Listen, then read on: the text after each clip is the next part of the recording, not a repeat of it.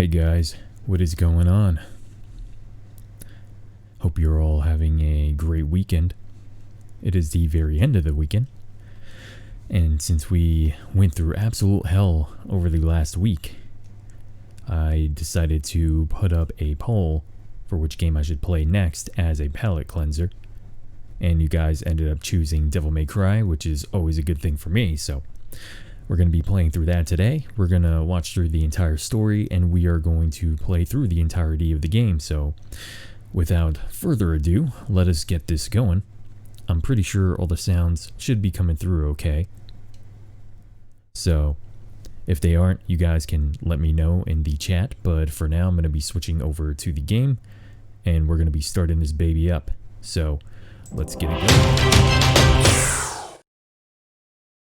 Alright, so here we go.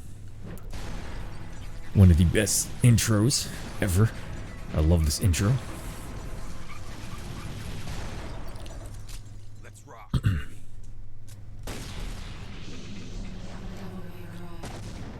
Hey, what's going on, good sir?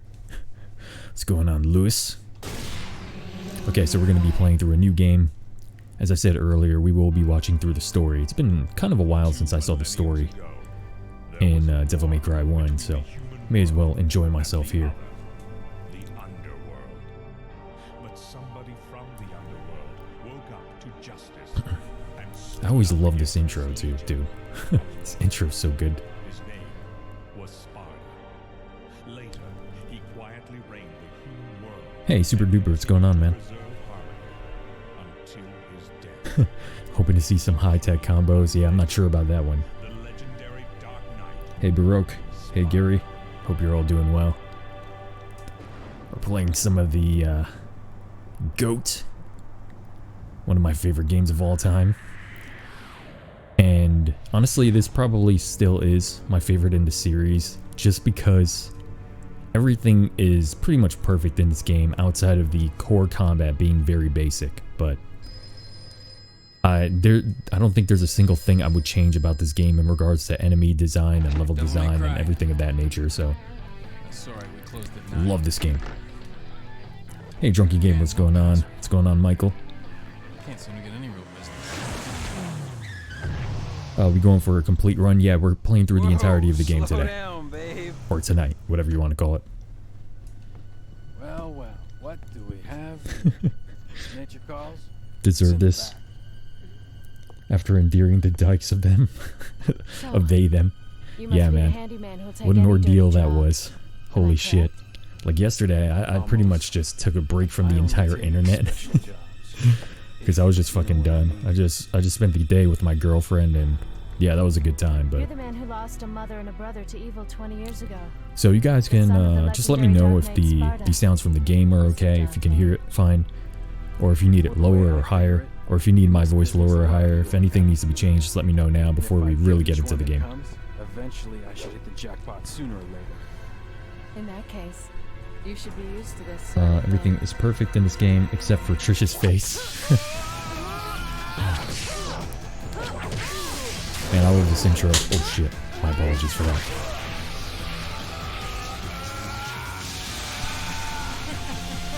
Are you really the son of the legendary Dark Knight Sparta?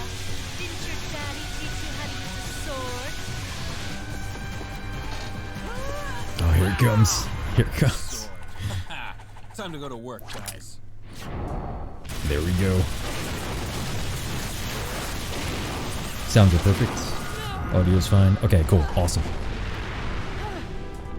Even as a child, I had powers. I love how fucking awesome Dante's just fucking badass. You were the first one to know about The thing I really liked about Dante in this game is that, you know, he had that cocky goofiness to him, but he also had that kind of stern discipline and that just like unbridled rage within him. You could tell that Dante has a lot of rage inside of him. What? Like just the way he was looking at Trish right there, he just looked like he wanted to fucking chop her to bits. God damn. Playing this game gives me the feels, dude. I don't know why. I got a lot of feels just watching this shit. 20 years ago, Moon, the Emperor of the Underworld, resurrected.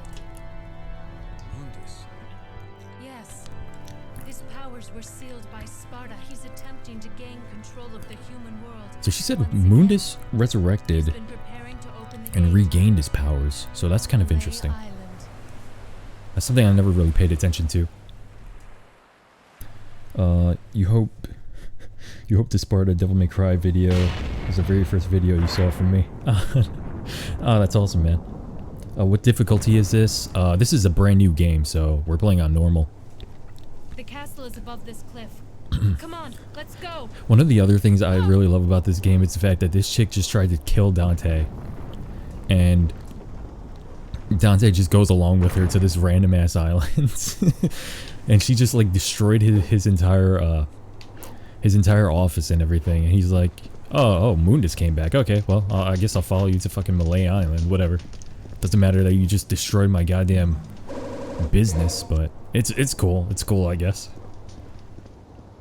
Okay, so let's jump up here. There is a blue orb fragment up here. I'm sure everyone knows about it by now. The thing that's really annoying about these HD versions, though, is there's a lot of like really weird audio issues. Like when you're out here, you can hear the audio repeating and stuff, and it's kind of unfortunate, but it is what it is. And also, they changed the controls around, which kind of annoys me, but it's whatever. This is a masterpiece. This game doesn't waste your time for sure. Yeah, it really doesn't. Like, it gets straight into the action as far as like the way the story is set up. But I will say that this little intro section is pretty slow. Because usually in all the other Devil May Cries, well, after 2, every other Devil May Cry, it pretty much throws you right into the middle of a battle, so that's pretty cool. But in this game, they kind of want you to learn that you have to explore for red orbs in order to open things. And they have a bunch of orbs sprinkled around the environment to teach you how to move around and everything. So this area is just like one giant tutorial for how to actually navigate the environments in Devil May Cry 1, so... Right, sometimes this can be finicky here.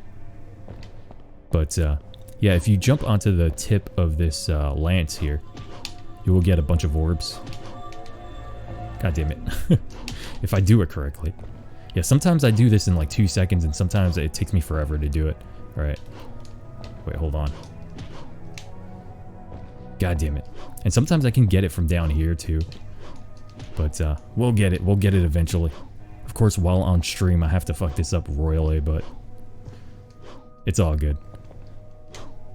I usually get this when I'm just not thinking about it. But, yeah, I'm doing such a bad job.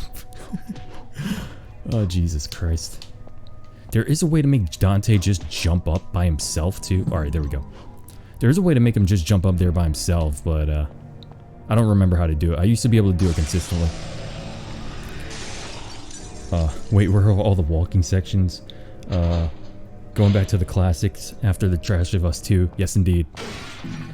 Alright, so there's another blue orb fragment in here. We should have 4 of them in a moment so we can extend our life bar. So something else I really love about this game is just the atmosphere that's going on here. I've said this in a previous stream at one point, but a lot of people who initially played this game felt like they were playing a survival horror game, and there's a lot of people who are actually scared of a lot of the enemies in this game and a lot of the scenarios that the game places you into, which is kind of crazy when you think about Devil May Cry and how it's just like this over-the-top action game. But this one definitely had a huge survival horror influence to it. So alright, let's continue on here. Did the ninja steal my bike? I don't know what you mean by that. Okay. Watch Your Last of Us. Mediocrity masquerading as mastery. Shit's funny as hell, bro. You had no idea what was coming after that. You innocent soul. You know, after playing through The Last of Us 2, I have grown a new appreciation for the original game, oddly enough. But then again, it's given me a new appreciation for DMC Devil May Cry as well. Because honestly, I didn't think a game could be as bad as The Last of Us 2. I didn't think a AAA video game could turn out to be such a mediocre mess, but goddamn, they definitely outdid themselves with The Last of Us 2. Jesus. Holy shit, man. What an experience that was. Oh yeah, I forgot there's nothing back there. Alright, so we got our life bar extended. So let's run through here. Because we got ourselves a rusty key, and we can use that to unlock a door that is out here. I love 3D Castlevania, but DMC did the whole horror action superbly. Fact, yeah. DMC 1 essentially works as the first truly great 3D Castlevania game. Depending on who you ask, this game was very heavily based off of Castlevania. And initially, Dante was supposed to transform into different creatures. He was supposed to have a bat transformation. I think he had like the sort of cat transformation that Alucard had as well. You do get to see that later on in the game with the electric enemies. I forget what they're called, but they're kind of like these weird doppelganger style enemies of Dante that are electrified. And they transform into bats. So that was initially supposed to be one of Dante's abilities, but they decided to scrap that for Devil Trigger, which I much prefer. I much prefer him having just DT as opposed to animal transformations. But that's something else that they brought back for Bayonetta. That is a carryover from Devil May Cry's design philosophy, which is pretty cool in my opinion. But for me, Bayonetta is nowhere near as good of a game as Devil May Cry is. Alright, so I got hit here. It's not the best, but it's whatever. So we got our first green orb.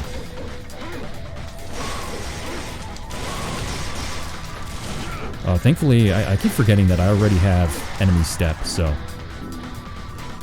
Alrighty.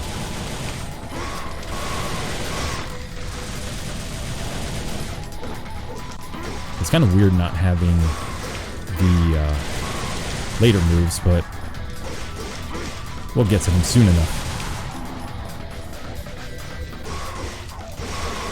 Alright, we'll do million stab, and there we go. Good shit. What's going on? They outdid themselves with how average a high-budget game can be. Agreed.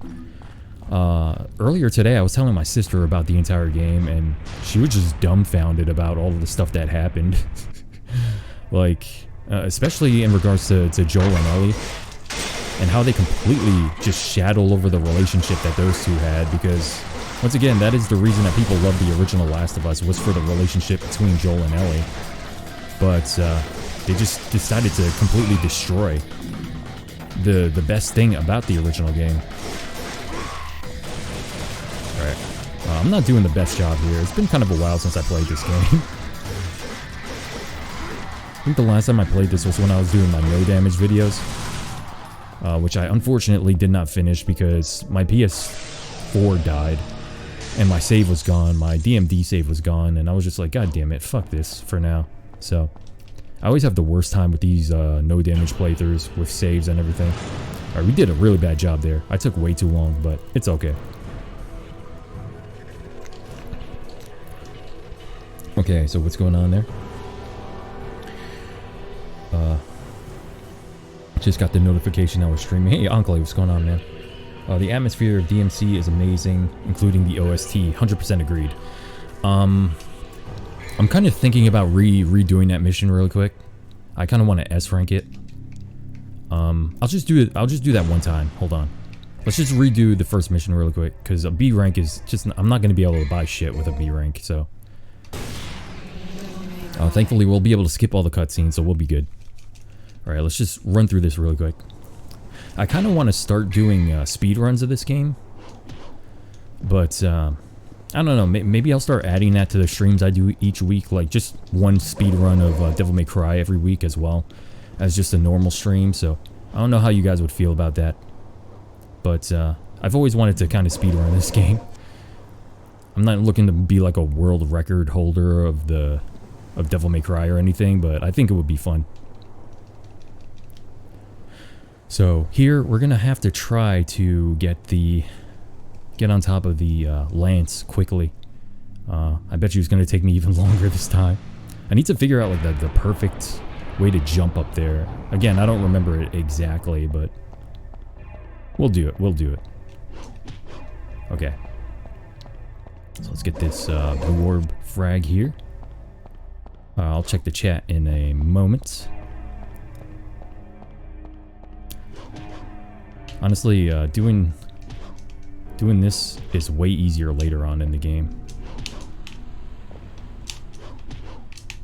God damn it. Jesus. I need to figure out like the perfect angle for this. Alright, it's obviously not to run toward it. There we go. There we go. We did it a lot faster this time. Sweet. Okay, okay. Not too bad. Not too bad. Alright, let's get going. It's because you took 4 minutes to get those orbs. Yeah, agreed. Okay, okay. Alright, let's try to go quickly. Let's try to go fast. We gotta use our Sonic the Hedgehog skills here. So I can't remember if actually killing enemies was a good thing or not. I do think you get some points for doing so, but I can't remember. I will kill these enemies, but again, you can't waste too much time when you're playing through this if you want to get an S rank. And I do think that you are penalized if you go through the wrong doors and stuff, so... Or if you're not making any progress. It's really kind of weird the way this game is set up with the rankings, but... Right.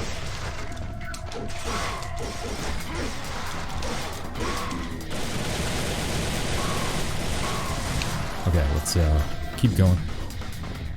God damn it. Go down. Go down, Dante. No. We're fucking up. What the fuck? Yeah, sometimes this can be finicky too. Alright. Okay. Completely missed that for some reason. Alright. Let's just get our blue orb and let's run the fuck out of here. And again, I absolutely adore the menus in this game. The menus in this shit are just something else. Some of my favorite menus ever. Even though it like when you're switching weapons, it can kind of become grating just because of the fact that, you know, the guns constantly shoot at the screen. You have to wait for the animations, but still, that's something that I really love about this game. Just all the little attention to detail that it has. And unfortunately, you can't really replicate that in the later Devil May Cry games because they're mostly about, you know, quickly switching between weapons and stuff like that. So if you were to have an animation every time you switch weapons, it just would not work out well. But yeah, this game definitely has some of the most stylish menus of all time. Persona 5 probably has better ones now, but for a long while, I think this game had the best.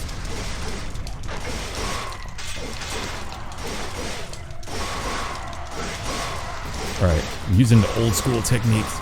I'm using some canceling right now. So, for anyone wondering what I'm doing, that is a cancel combo. That's the reason my style meter is going up so quickly.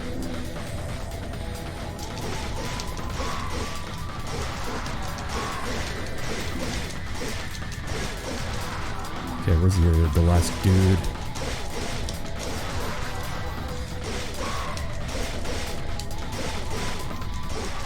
Okay, that went a lot better than last time. Alright, let's continue on. I will check the chat in a little bit, sorry for neglecting you guys. This game is more fast-paced, so I don't have as much time to look over. Oh, you like all of Dante's designs? Your favorite is 4, though. My favorite Dante design is 2. But 4 is a pretty good one, too. Oh, shit. Oh, I thought I was going to get hit by that.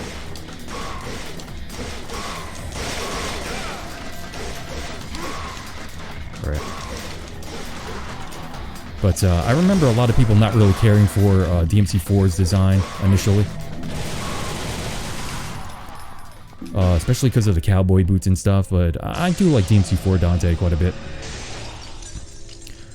But I think DMC3 Dante probably has the worst design overall, oddly enough. I don't like the shirtlessness with the jacket. Alright, we got our S rank. Sweet. That went a lot better. A lot better than the first time. And I have no saves on here. Cool. I did not know that. Okay. Cutscenes actually count toward your time and ranking. Oh shit, I didn't know that. Alright, Persona 4 has one of the best UIs you've ever seen. Yeah, agreed.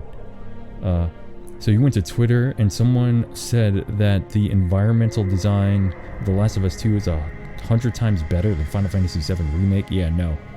Not at all, bro. Not in the least. I will say that the environments, at least in The Last of Us 2, do look more consistent, mostly because Final Fantasy VII Remake, oh wait, here's one of my favorite cutscenes. But in Final Fantasy VII Remake, a lot of the towns have some really weird textures, and some areas don't have any textures at all, and the game just looks really weird for it. But yeah, but overall the design of the world is nowhere near as good in The Last of Us. Final Fantasy VII Remake shits all over The Last of Us in environmental design, in just about every regard, besides the texture pop-in stuff. Man, I remember when I first saw this scene, I was like, holy shit, this fucking game. This game is insane. And I also love the fact that Dante kind of has to prove himself to all of the weapons that he acquires, or else the weapons won't feel that he's worthy. So the weapons essentially try to kill him, and if he can survive it, then he's able to gain access to the weapons. I think that's a really cool little design choice that they went with this game.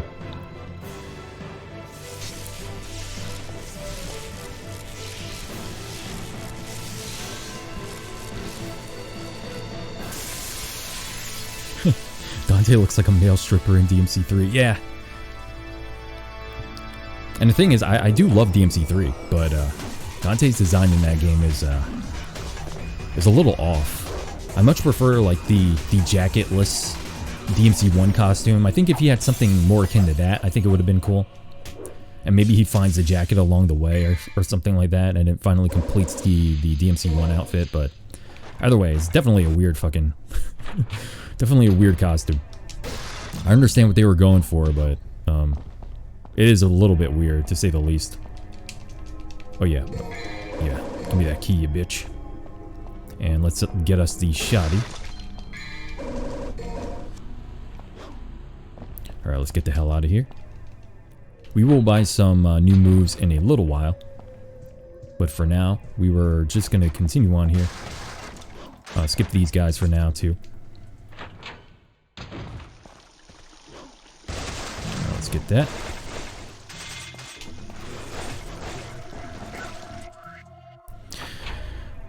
Because we're going to be fighting some enemies very soon, so...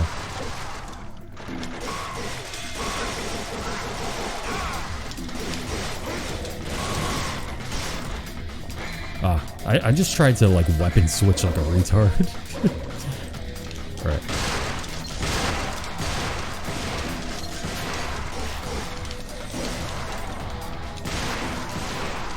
Okay, there we go. So let's, oh no, I'm gonna need that shotgun for the next battle coming up.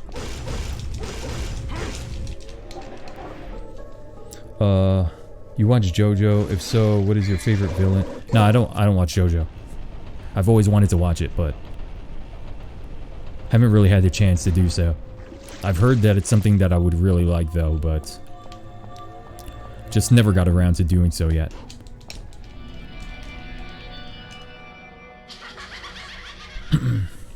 Okay, here we go with the Reapers. The Sin Scissors. I love the fact that these come out of the paintings too. It's just... this game has such a cool atmosphere.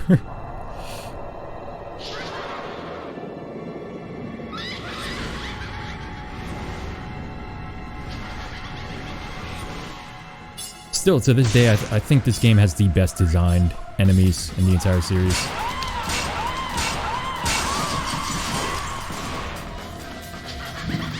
Come on, big bro.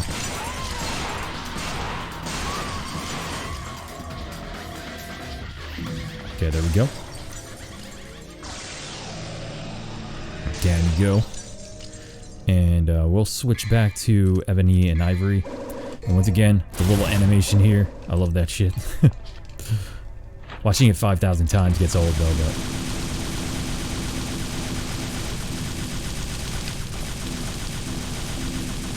but... okay, there we go. Good shit. You think you can stream Beautiful Joe one of these days? You would love to see me play that game. Yeah, I definitely will. Yes, another S rank. There we go, good sirs. We are doing it. You're glad that DMC3 has a 1 costume, but you're annoyed that it doesn't show in cutscenes. Yeah, it's unfortunate. Like, a bunch of the cutscenes are it's kind of weird because they're pre-rendered, but they're using the in-game models. But they're using like a little bit of a higher quality version of the in-game models during certain cutscenes, which is the reason that you can't really show those. You can't really show the costumes, the alternate costumes, that is, in those cutscenes in particular. Okay, what did I need here? I think. I mean, I could get air raid, but. Can I get air raid and vortex?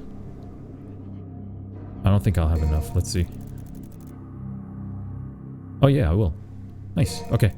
Yeah, we'll be using vortex later. But for now, we'll be using air raid. I probably should have bought like an extended life bar, but it's whatever. The music is really cool. Yeah, this game has some of the best music in the series. This game pretty much has some of the best music of all time in any video game. But the thing, like, I really missed the style of music that was in this Devil May Cry. Oh, you know what? I should have got Stinger. That's what it was. Fucking hell. I forgot about that.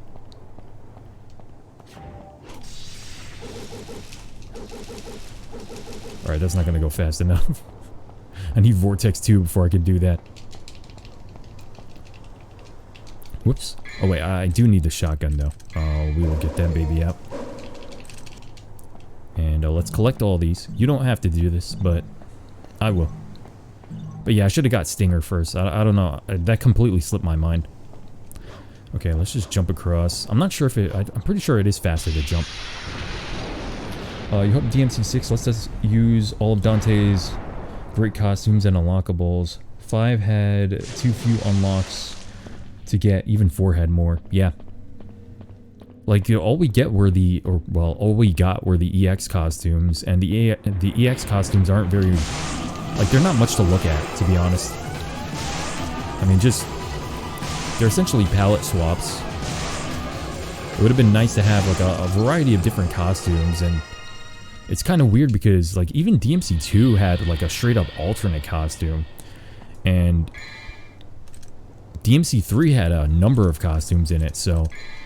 I don't know what it is about, like, the later DMCs where they just refuse to give you costumes. Like, even this one has, the legendary Dark Knight Sparta you can play as. Oh shit, I can't get this. I keep forgetting. I don't have fucking Stinger, so I'll be able to get that later. We come back here later anyway, so I'll get that the second time I come through. And you just see, like, the way the environment is kind of like the pillars seem like they're veins and stuff, like with blood pumping through them and everything. Like, the design in this game is so good. So freaking good. Something you don't understand. The guns, they eject shells, but he never slaps in a mag. Devil powers. Yeah.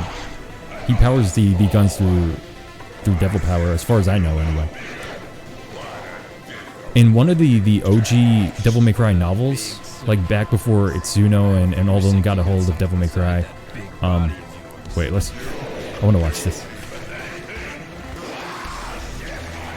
So this was, for me, this was like the moment that solidified Dante as my favorite character. Is when he's taunting this giant ass scorpion, and he's like, he's like knocking on one of its arms. Oh shit! I hate when I do that. That's one of the annoying things to having Vortex. Sometimes you can use it when you don't want to. When you're just trying to do a helm breaker, sometimes you use Vortex instead, which is kind of a bitch, but... Alright. Alright, I'm trying to get the back. So his giant ass is his weak spot. If you helm break his ass, he will be destroyed. But what was I saying? Saying something about I think costumes. Can't remember now. I love the way the music here changes too. It's so cool. But yeah, I love this. Like, it looks like it's pumping blood and shit. I don't know. This game just has some really, really cool design choices. Of course, the music here is great too.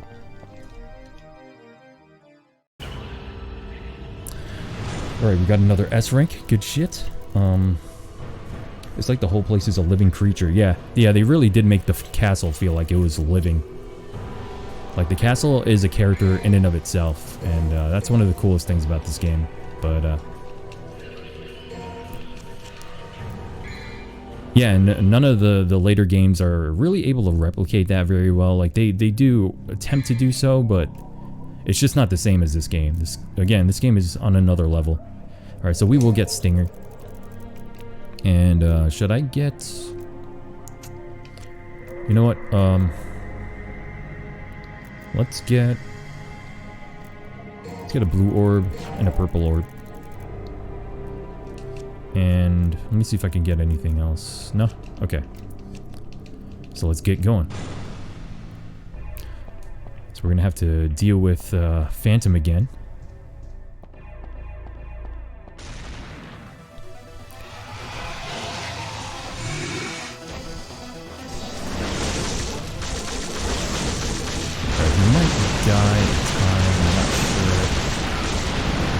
Alright, there we go. Nice.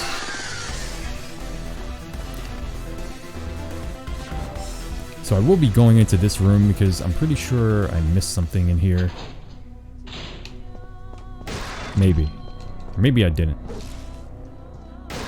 Yeah, there it is. God damn, I love this music. Like, just listen to the...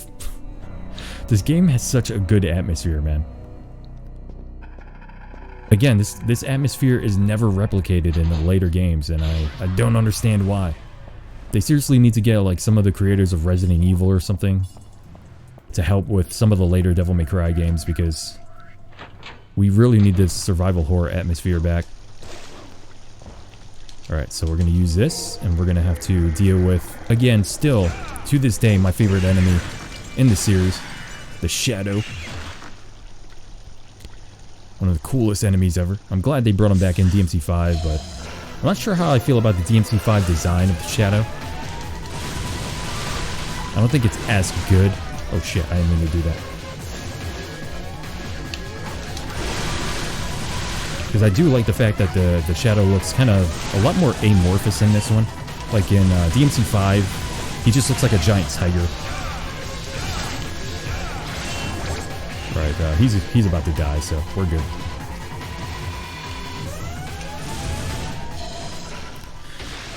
And down you go, man. Pointing out all these things about the game is making me appreciate it more. Yeah, man, again, this is still one of my favorite games of all time. In spite of how simplistic the core gameplay is. I think that overall, from a design perspective, this is the best Devil May Cry game. Easily. Easily. Like, it's the most... Like, you can tell this game was really well thought out. Like, they thought out everything with this one. And while, like, one of the main issues with this particular game is the platforming. And I can understand why certain people would be annoyed by the platforming in this game. It is still... Like, outside of the platforming, the game just feels exactly how it should. Of course, the camera is also still an issue too.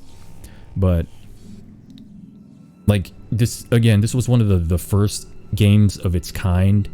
And unlike Onimusha, which had fixed cameras, this game actually had 3D environments and a 3D camera. So, I can't fault them too much for the camera issues. It can be kind of a pain later on when you're trying to, like, S-rank and do perfect runs of missions, but still, I mean, for a first attempt at a game like this, I mean, can't really expect that much more.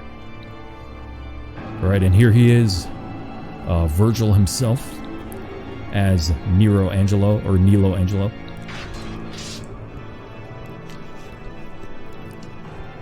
This stinking hole was the last place I thought I'd find anyone with some guts. Alright, what's going on? He was salty after the first fight. The castle is not Castlevania. Shadow's good, but he's no nightmare. Shadow, coolest DMC enemy. Alright. So I love the fact that Virgil came out of the mirror there too. I don't know, this game, like, the only thing that this game really needs is like a bit more to the narrative, but I do like how subtle everything is at the same time, because you can figure out what's happening if you read the descriptions of the items. It's a little bit like Dark Souls in that way, not as in-depth as Dark Souls, but you know, reading the items and reading about all the enemies and stuff like that, like, you can gain a lot of insight to what's going on by doing so.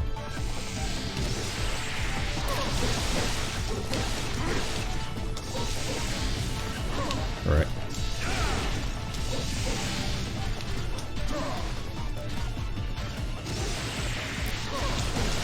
Man, I love this fucking song, dude. This song is so good. I love this fucking game. Like, listen to this epic shit. And you guys are telling me Devil Trigger is one of the best DMC songs? Get the fuck out of here, man. Devil Trigger sucks ass compared to the music in this game. Alright. Alright.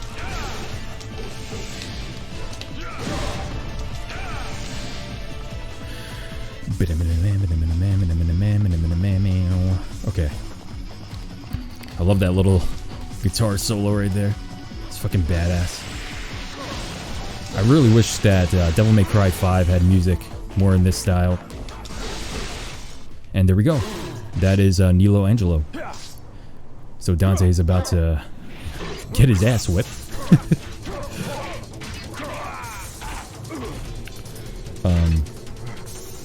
You hope if they give Virgil these summons, they give him the old DMC1 bosses and mini bosses. Yeah, that would be cool. Death Sight Assault for Devil Trigger. Devil Trigger is definitely meh. Gets me hype, but it can't compare to the classics. Yeah, agreed. Well, not agreed about the hype stuff. I don't like Devil Trigger.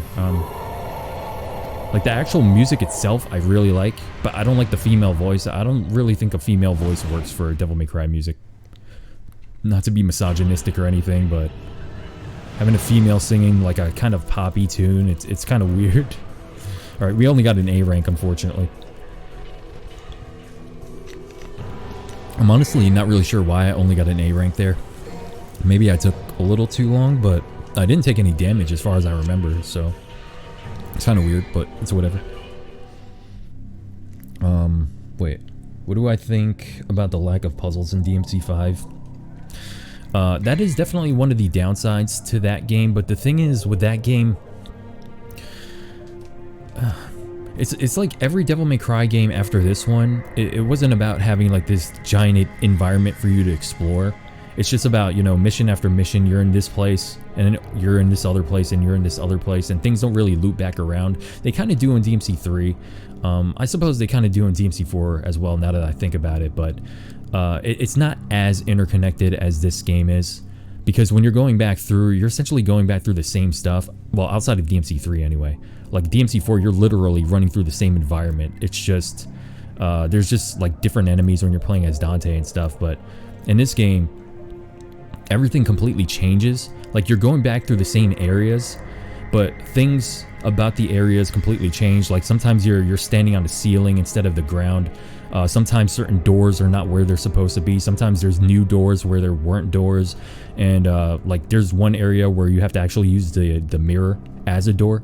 So I really love stuff like that, and stuff like that does not occur in the later Devil May Cry games. And not having any puzzles or anything kind of detracts from the overall atmosphere. I can understand why they decided to take them out though, because they wanted to focus straight up on the combat, because that's the main draw to Devil May Cry, especially nowadays. It's about the complex combat, but I do really miss the interconnectivity of the actual environments. I wish that the environments had the same sort of atmosphere that this game does, and I do wish that they could like maybe incorporate some puzzles with the environment and the combat to make things interesting, but I don't know. It kind of sucks, but at the same time, I mean, they're focusing on the strength of Devil May Cry, which is the core combat nowadays, so I mean, I can't really blame them for it.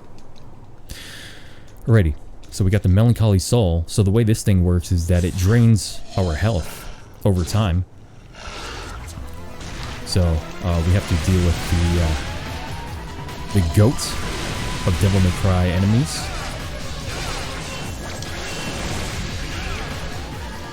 Alright, I'm surprised he didn't die from that. I thought I got him twice with that. Alright. Alright, there we go. Alright, he should be dead. Yeah, he's dead. Okay.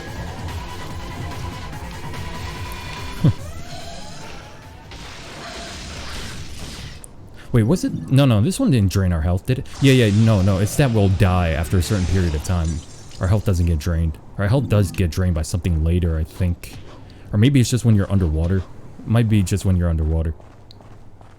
Okay. So this is like the quickest mission ever. Oops. We can actually get a blue orb fragment up there, but we'll get that later. I don't have air hike right now, so it's going to make it kind of harder to get. Alright, so let's jump to the bottom. And we're pretty much done here. And that is this mission. Hey Darkslayer. What's going on, man? Devil Trigger is not all that. The track demolishes a lot of tracks from DMC5. Oh, this track. Yeah. I do kind of miss having the battle music not have lyrics as well. I do like the lyrics in the battle music, but at the same time, I just wish we had more of a variety of battle music in the new Devil May Cry games. It is nice that each character has their own battle music in the new ones though, but I wish each of them had like 3 different battle songs instead of just one. Just having one battle song for each character, it's kind of a missed opportunity, and I really wish that the music kind of encapsulated the environments a little more, so depending on which environment you're in, the battle music changes maybe, just to reflect your surroundings a little bit more and add a little more atmosphere to the game. But okay, so there's a blue orb back here. Like, just listen to the music here too. I just love this like really atmospheric fucking foreboding music that they have in this underground area.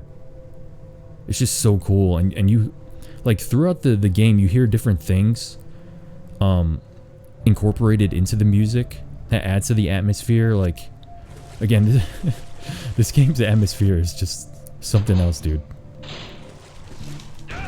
Like, I think at one point you do hear some screaming and stuff in the background of this music. Yeah, there it is. God damn, man. This fucking game. God, we'll pretty much never, like, see a game like this again. We need to get Kamiya and, Mikami back onto Devil May Cry. Like, if we had, Kamiya, Mikami, and Itsuno all making one Devil May Cry game, I think we might be able to get something rivaling this.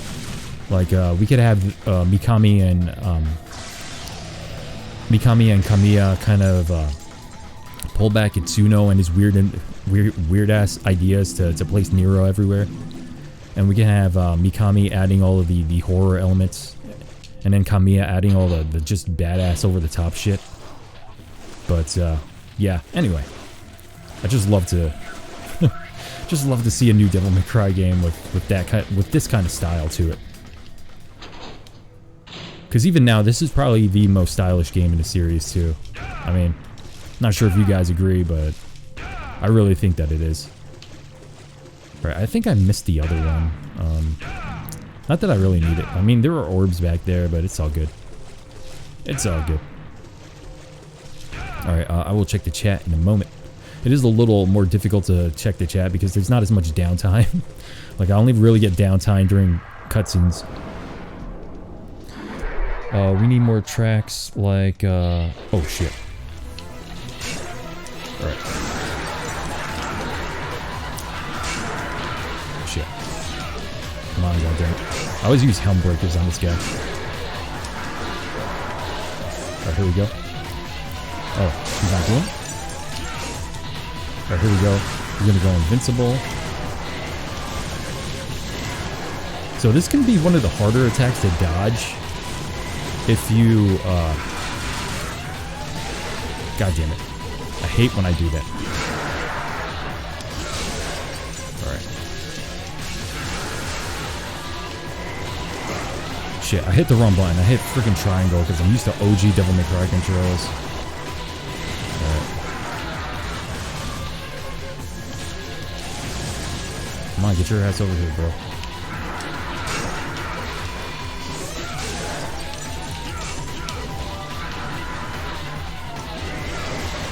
Jesus, another one? He usually doesn't do this many times. I will say, when playing on must die mode and doing no damage, this guy is one of the most annoying enemies to deal with. Without a doubt, this guy is one of the most annoying. Like, I can't tell you how many runs this guy screwed me over with, but yeah, that went pretty badly, not gonna lie. Okay, the MC5 has way better graphics than The Last of Us 2. Capcom's engine is superior to whatever Naughty Dog has. Yeah, I completely agree with that sentiment. Like, I'm not really understanding this idea that The Last of Us 2 has like the greatest graphics of this generation. I've heard a lot of people saying that, but I really don't see it. Like, again, I said that I think Resident Evil 2 Remake looks better. I think Devil May Cry 5 looks better. I think Resident Evil 3 Remake looks better. I even think that God of War, the remake God of War, or the reboot rather, looks better. Same thing with Spider-Man. I mean, there might be like more foliage and shit in The Last of Us, but again, it's not that graphically impressive to me. Even Red Dead Redemption 2 I think looks better. On PC and Xbox One X anyway, I think it looks a lot better, but especially the materials in those games. The materials in Red Dead Redemption 2 are insanely high quality. Okay, so doesn't Kamiya hate horror? Yeah, that's why Mikami would need to balance things out. Yeah, Mikami definitely had a hand in this game. You'll see him in the credits. You know, it was a tweet, but could a person who made a very great video game or video on Kingdom Hearts 2 said that the environment and gameplay decisions of The Last of Us 2 is 100 times better than Final Fantasy VII Remake? What timeline we living in? What the fuck? Are you kidding? What gameplay decisions? God help me. I don't know. There's just a certain type of person who really wants games like The Last of Us to succeed. And they want games like The Last of Us to succeed because it reflects their ideologies. So I think a lot of the arguments that these people are making are based off of just wanting to see their pet... Okay. They want to see their pet ideologies succeed out in the world. Should I kill this guy? Actually, you know what? Let's restart this mission real quick. I want to restart that one. We're going to kill him. I wasn't going to initially, but I think it would be a good idea to do so. Oh shit, I forgot to get my upgrades, didn't I? That's all good. But yeah, I think there's a lot of people who just want to see their pet ideologies succeed. So they'll pretty much say anything in order to defend the things that reflect their ideologies. And that's something I'll never understand. Because I'm not going to defend something that fucking sucks. I don't care if it reflects things that I believe in. If it sucks, it fucking sucks. Like, I'll tell you guys straight up, it fucking sucks. Like, I don't see any reason to lie about that. And as I said consistently, over the course of this Last of Us debacle, people are acting as though having gay characters in video games is something new, when we've had them around since at least the late 80s. So I just don't understand this idea that we've never had representation of gay characters or whatever, because it's completely unfounded and untrue. Alright, I'm doing a bad job right now. And also the idea that gamers are homophobic and all this stuff is also pretty ridiculous. Because we're accepting of just about any kind of character, as long as the character is written well, and as long as the character is cool. I mean, there's a bunch of really cool Guilty Gear characters who are straight up fucking gay dudes. So,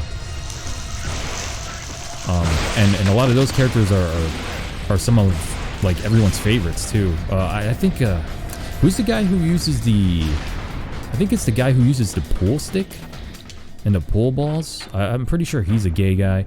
The guy who's like possessed by this weird ass demon thing. I'm pretty sure he's a gay dude as well. I forget the names of the characters.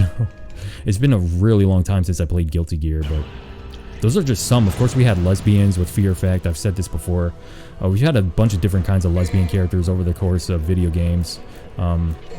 Lesbian and gay characters, especially with Metal Gear. Like Metal Gear has a lot of quote-unquote representation of lesbians and gays and pretty much every other kink that you can think of. Metal Gear is definitely out there with that shit. Okay. So, let's check the chat. Wait, what's going on? It's the activists that want things like The Last of Us to succeed. Also, scroll back up and read my last at about the music. Okay, let me scroll up really quick. Jesus. We need more tracks like Voltaic. Oh yeah, Black Knight. If we use newer standards, I'm sick of singing, making it harder to hear audio cues from enemies. Yeah, I agree with you there. Venom and yeah, his name was Venom. Yeah, that was one of them. It's Venom, and then he's trying to save the other dude. I think the other dude's like blonde, and then he has like that weird dark fucking shadow thing that he uses to fight enemies with. I think he's in love with that guy or something like that. And it's also been hinted that Soul and Kai kind of have a thing. So, I mean, it's whatever. I can't give less of a shit. I think Soul has a fucking, like, I think Soul is a badass character too. But at the same time, it's just like, how can Soul and Kai have a thing when Soul was with Judgment? And I'm pretty sure that Dizzy is the child of Soul and Judgment. I think. Again, my Guilty Gear lore is very rusty. But maybe Soul is a gay guy or bisexual. I mean, can't really blame him with the way Kai looks with that long hair. Am I right, guys? Got us some lady boys going on around here. The love for lady boys is rising, my good sirs. I feel it in my pants. Okay, that's going too far. I'm sorry. Definitely Volgin was the main bad guy, and he was a sadistic gay guy. Yeah, well, he's a sadistic bisexual guy, but I mean, what's the difference?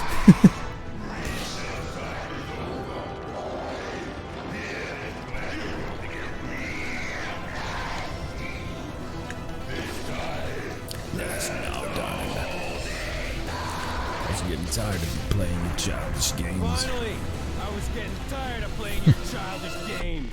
Okay. Alright, so we are going to use the strategy to get him to fall through this glass ceiling here. It is not a glass floor, it is actually a ceiling because we're on a rooftop right now. So, we'll just wait for him to do this. Come on, dude. Do it, bro. Do it. Oh my god, really? I couldn't tell where his face was. Alright, come on, bro. Come on. There we go. So if he spins around like twice in a row without being able to see you, he will do a jump. Oh no, I think it's 3 times. Alright, it should have... I think I have like one more jump before he's dead. Oh shit. I kind of got stuck there. It's fine. Alright, come on, bro. Just do it. Do the jump. Oh, really? Still didn't get him? Okay, there we go.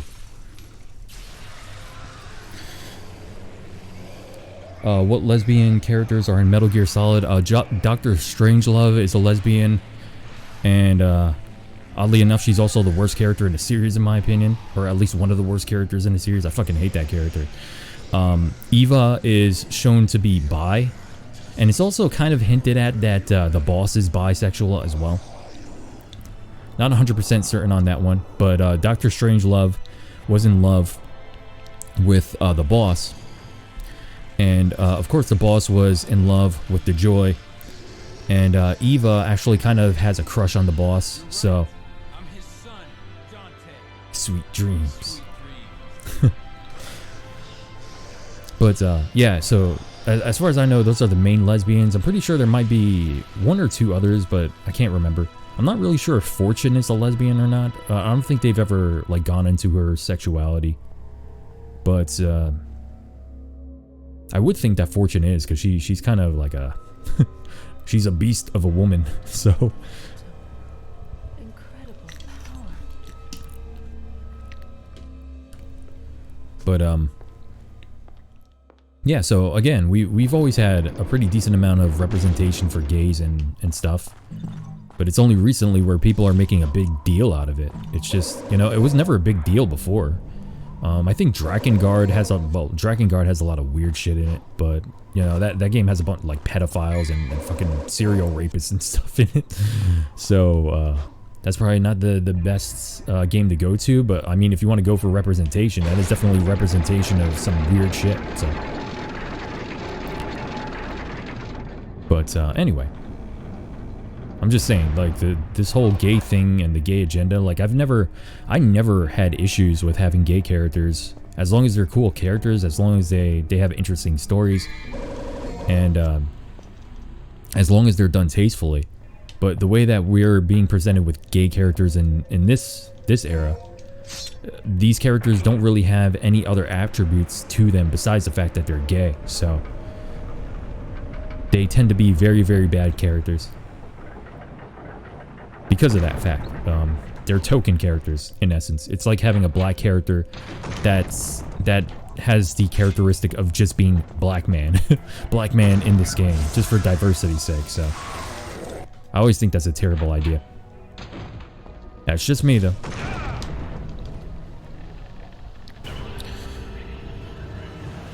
Alright, we only got an A rank. You actually never played Peace Walker. Snake in MGS3. Or Metal Gear 3 is gay. Oh yeah, well, oh no, I forgot. Ocelot is also hinted at being bi. Same with Big Boss is hinted at being bi. And same with Miller, hinted at being bi. It's kind of hinted that Miller and Snake kind of had a thing.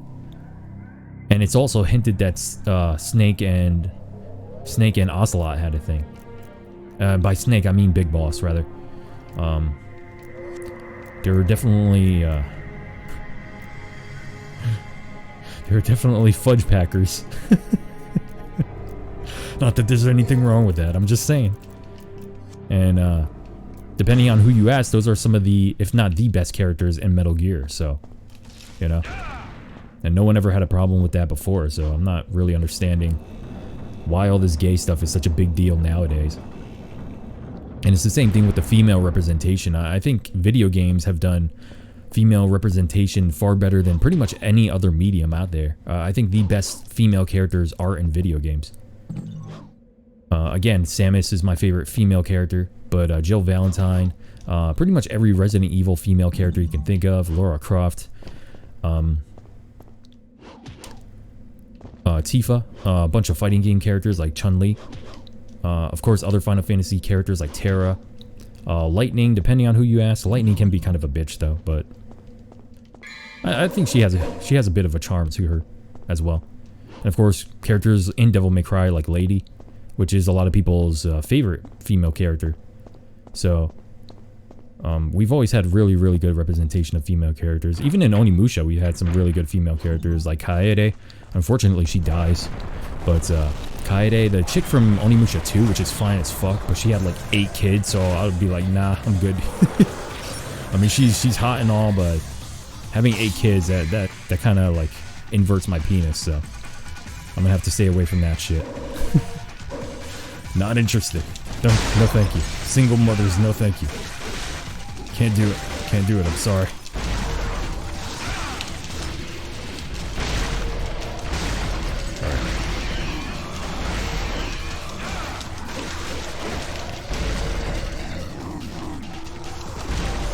Okay. Dude, how much damage are you gonna take? Oh, he's dead? Okay.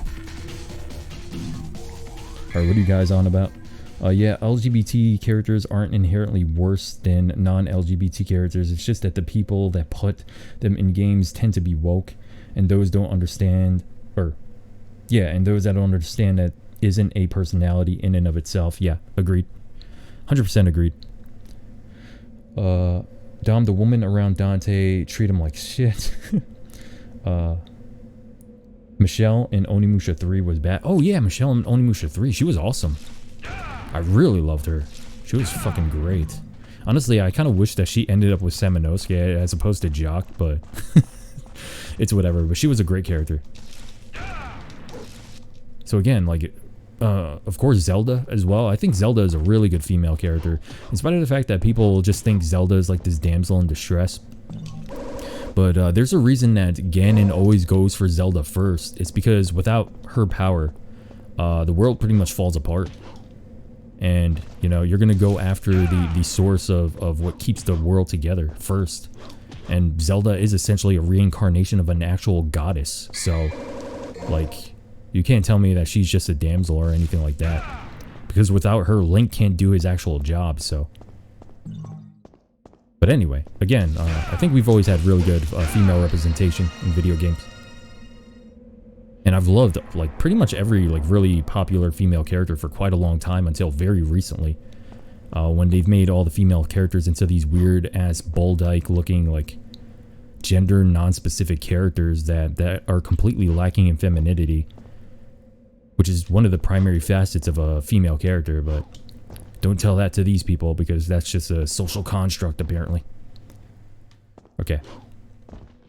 So here's one of the platforming sequences. This sequence can be kind of annoying if you don't know how to deal with the kind of janky platforming in Devil May Cry.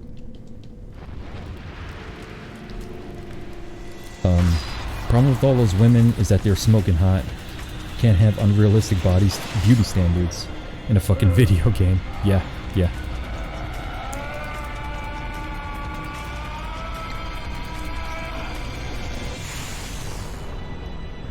Love the way he gets Ifrit as well.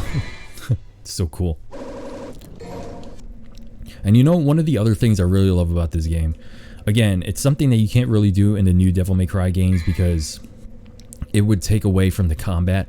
But you can't tell me that the switching, like the switching of the weapons here isn't badass looking. Like when you switch back to Alistair, Dante does that. If you switch to Ifrit, he punches the ground. I think that's just like a really cool little touch there. It's freaking badass as hell, but at the same time, again, in the new Devil May Cry games, if you had to wait all that time to switch weapons, it would be a pain in the ass, but yeah. Okay, here we go with Griffin.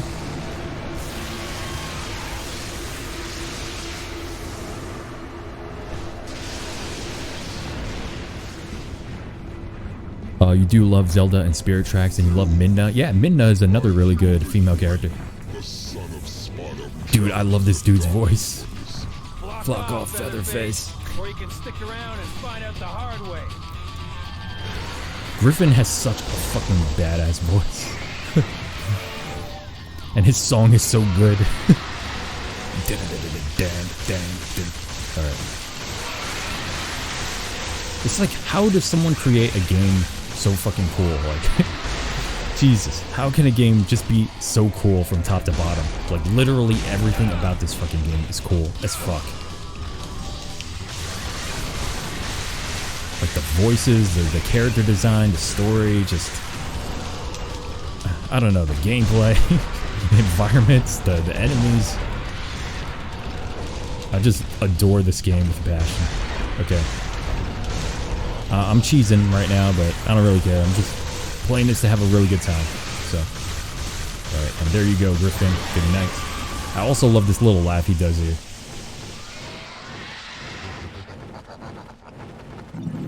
So fucking cool.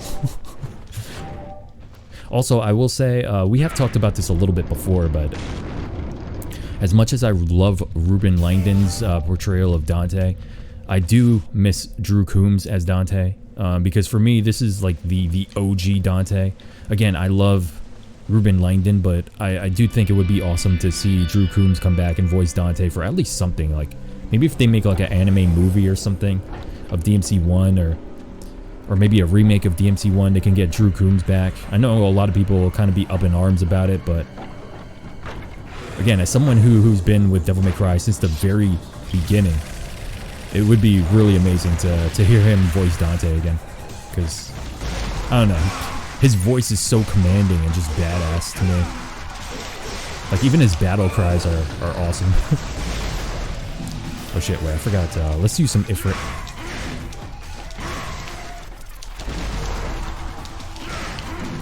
Unfortunately, we don't have any good combos with Ifrit. Like, I can't really uppercut or anything, but it'll be fine. It'll be fine.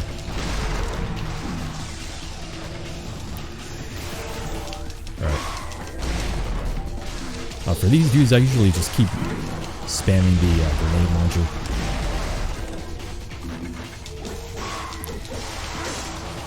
Oh, fuck.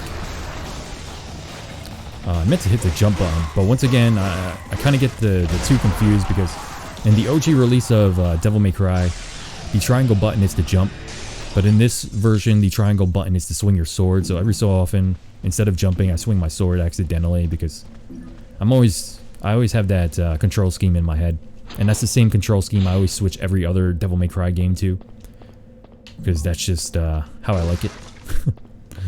But yeah, we'll check the chat. Griffin's voice is pure sex. Yeah, agreed. They fucked up the sound effect when changing weapons. Yeah, there's a lot of weird sound effect issues with this version of the game. Platforming is the bane of Devil May Cry, though. Yeah. That's the one thing that DMC Devil May Cry did very, very well in comparison to this game. It still could have done a lot more, but for what it did, it definitely did it better than these. Bunch of pyromaniac bastards. Alright, wait, let me just scroll up really quick, make sure I didn't miss anything else, and we will continue on. You forget to mention Bayonetta. What are your thoughts regarding her and her series? Oh yeah, for some reason I keep wait, hold on. You can knock a demon into a half-up? Open the garage door? Oh shit, I missed something. Atrophy, there's a legit game called Dungeons and Lesbians. Yeah, but Bayonetta, I don't know, I have mixed feelings about Bayonetta because in the original game, I didn't really like the character, I'm not gonna lie. I found her really annoying, and then I found the entire story of Bayonetta 1 kind of grating and a little cringy. I'm usually fine with like overly over the top and kind of crazy stories, but that one, for some reason, it did not connect. It did not connect with me very well. However, Bayonetta 2, I really ended up liking her character. I like the story a lot better in Bayonetta 2. I think the action scenes are a lot more fun. I think the story's a lot more fun as well. And just the fact that you don't have to take care of a little girl character makes Bayonetta 2 just a lot more fun overall for me.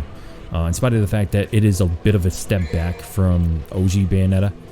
But, I don't know, I just like the bosses and the atmosphere in Bayonetta 2 a lot more. But that's just me.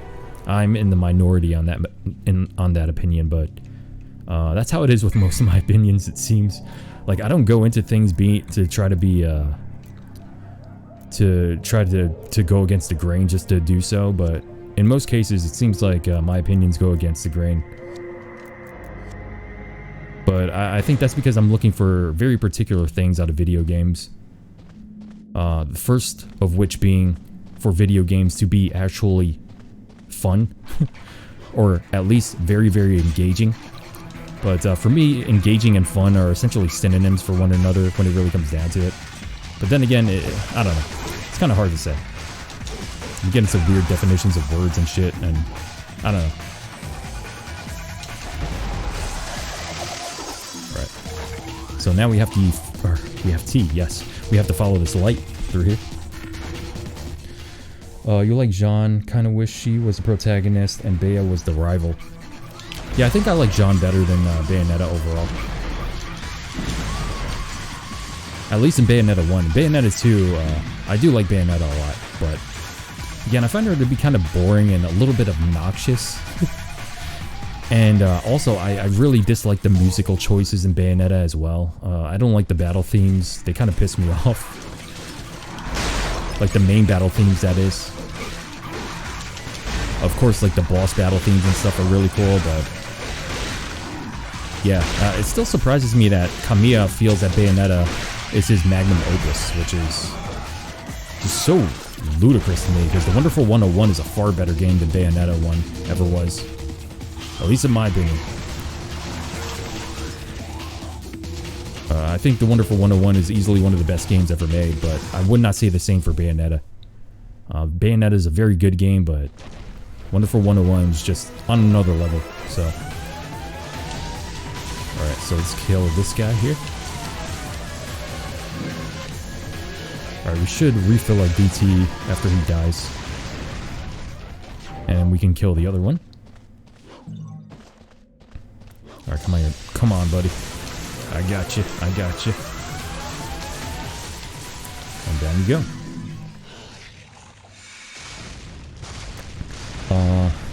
Really, you think that goes against the grain? Because, not gonna lie, the opinion of Bayonetta, while valid, is surprisingly casual from what I've seen.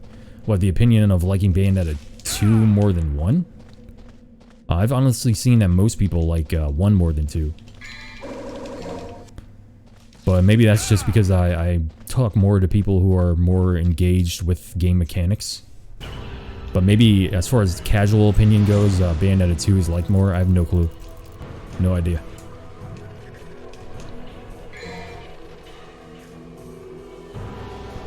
What's going on? You think games are fun? Mr. Druckmann would like to know your location. You're probably in the minority because a lot of people didn't play Bayo 2. It's a Switch exclusive after all. That said, second game shot. Oh, it shot its load way too fast by having almost the best boss battle. Yeah, that might be the case. But honestly, I think the last boss in that one is really cool too. And then the underwater boss, they're fighting this really weird, like, giant fucking tentacle boss thing. And by that point, Bayonetta can turn into like a sea serpent or some shit. So, I don't know, that game had a lot of really cool boss battles. Wow. Boss battles. And, hold on, I'm saving up for Inferno, but I don't think I'm gonna have enough for it. So I'm just gonna get the kicks, and that should be good enough for now. Bayo 2 is probably your favorite Wii U game. Yeah, it's a really good game. You fucks with Wonderful 101, but you're not a fan of drawing QTEs? I don't think those are too bad. I thought those were kind of easy. I think the hardest thing about Wonderful 101 to wrap your head around is just switching the weapons. Once you get access to all of the weapons at once, switching between them can be kind of difficult if you don't really know what you're doing. But I've said it before, if you regard the weapon switching in Wonderful 101 like fighting game inputs, you should be able to wrap your head around it pretty easily. And I do think that it allows for more freedom when it comes to being able to switch weapons in a video game. It's really interesting because you can essentially switch from one weapon to another without having to slide between them.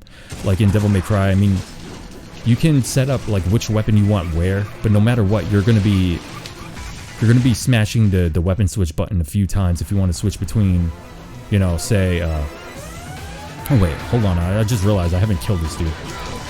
But if you have like, if you have Cerberus and Rebellion and Beowulf all equipped at the same time, in order to get to Beowulf, you're gonna have to click the switch button a few times.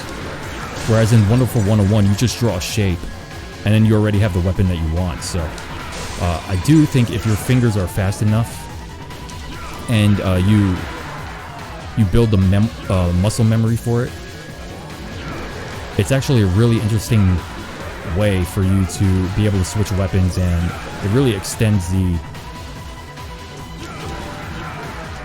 combat in ways that these styles of game can't really do.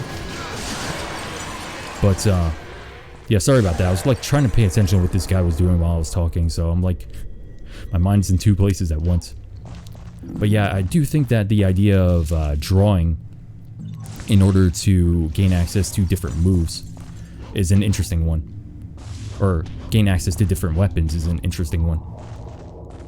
Because if you're good enough at the game, it will allow you to switch between weapons far faster than in any of these styles of game. Because once again, in these games, you're going to have to click the button a certain amount of times in order to switch. Whereas You know, in the other game, you can just draw a shape really quickly and just continue your combo without much of an issue. But when it really comes down to it, the two games are quite different in the way they're set up. So, I mean, one works for one works for the other. So I can't really say one is superior, but it's definitely an interesting setup. Oh wait, I forgot I have to be on the bottom for this. Okay, so let's... Oh no, I didn't have to be this low. Actually, let's switch over to this, and we're going to need ebony and ivory.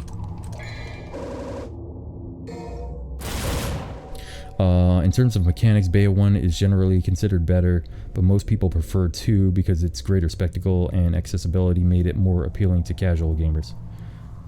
Hey Cyber, what's going on, man? Yeah, so that's what I was saying. Like, I was talking about in terms of how the game is viewed from the more hardcore fan base. My opinion is I like 2 more because I think the overall game design is better in 2. Like, Bayonetta 1 has a lot of really, really weird one-off sequences, and the QTEs I don't really like as well. The motorcycle stuff I don't like. The flying on the rocket I don't like. And of course, protecting the little girl is really annoying too. Like, Bayonetta doesn't really have as much annoying shit in it. So again, while 1 is definitely the deeper game, I think 2 is just the better game overall, if that makes sense. Kind of like the same opinion I have with DMC 1, where, you know, the other games are far better from a mechanical perspective, but I think overall, in terms of game design, this is the best game in the series. But again, that's just me. Oh shit.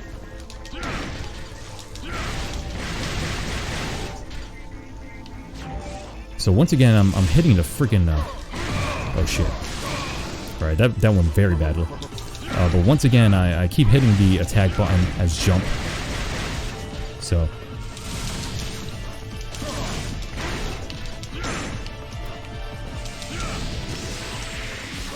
alright.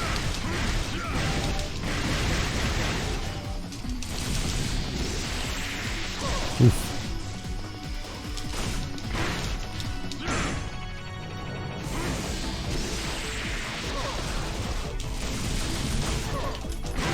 Alright, there we go. That went really badly.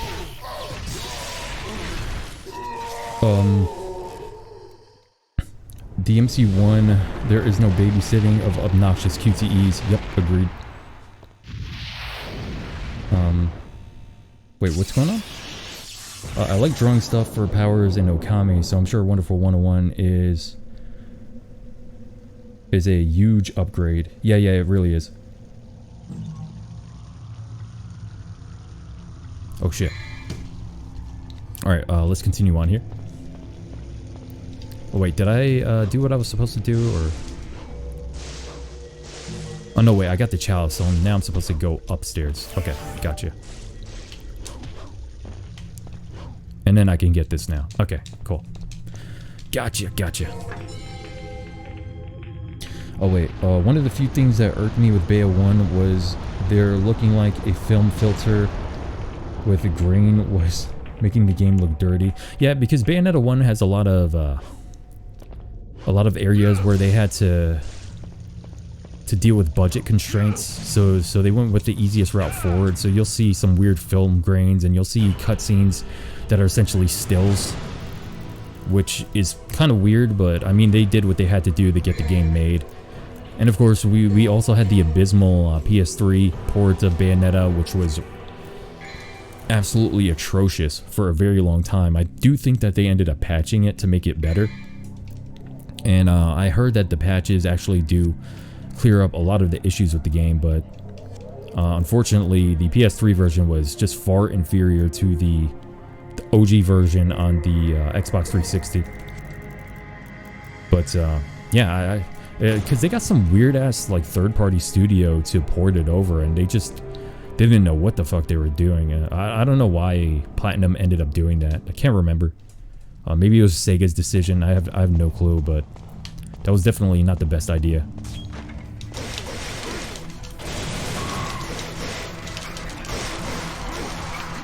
Okay, there we go.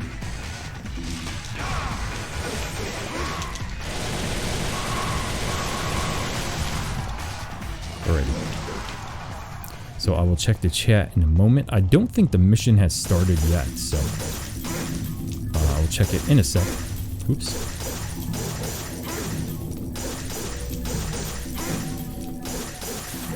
Alright. Let's check the chat. Wait, what's kind of mortifying? I love Bayonetta 1 a lot because learning the gameplay made it good for replay value, especially going pure platinum. I agree there. It's just the only thing I don't really like about Bayonetta, the thing I don't like about Bayonetta 1 is that it has a lot of gimmicks to it. And I thought that I was going to hate Wonderful 101 because it does have a few gimmicky sections on it, but by and large, Wonderful 101 does let the gameplay breathe a lot more than OG Bayonetta. I do enjoy the fact that Kamiya likes to place variety in his games, but I think sometimes he's a little too ADD with the games and doesn't allow them to breathe enough. You know, it's cool to have a bunch of different sequences and, you know, a shoot 'em up section and, you know, motorcycles and shit, but sometimes just let us sit back and enjoy the core gameplay that you presented to us. Okay. So again, Wonderful 101 does have a few gimmicky sections like that, but I don't think it feels as intrusive as Bayo 1. But again, that's just me. Okay. God, this is giving me must die mode, no damage flashbacks. Because I actually did complete this mission for you guys. But while I was in the middle of completing it, my capture fucked up, so I have to redo this one all over again too. And it's not a fun time. Can't really remember what my OG strategy was either. Hurry up, dude. Jesus. This fucking guy. Alright, there we go. Okay, gimmicks are expected from Sega. I know the game wasn't gonna be amazing, but it made its name known. Wait, hold on, Cyber, I just made you a mod. Since I see you in the chat often, and you've been around for forever, so I meant to make you a mod way earlier as usual, but hadn't seen you in the chat for a while. If I had saw you more often, I would have made you a mod earlier, but yeah. There you go, my good sir. Naughty Dog was honestly one of your favorite developers growing up. What they turned into now, haven't enjoyed a Naughty Dog game since Uncharted 2. Like, I always liked Naughty Dog, but they were never one of my favorite developers. You know, I enjoyed Crash Bandicoot, I enjoyed Jak and Daxter. Like, especially the original Jak and Daxter. Jak 2 and 3, I enjoy them for what they are, but I prefer Jak and Daxter 1. And of course, I enjoyed Uncharted 1, but I was deeply disappointed by it. And Uncharted 2 I enjoyed as well, but I never thought they were like masterclass games or anything like that. But my favorite Naughty Dog games will always be the Crash series, so. Alright, wait, what was the... Oh yeah, I'm using okay. Alright. I fucking hate this thing. No, I want to... Dante, shoot this thing. Yeah, there we go.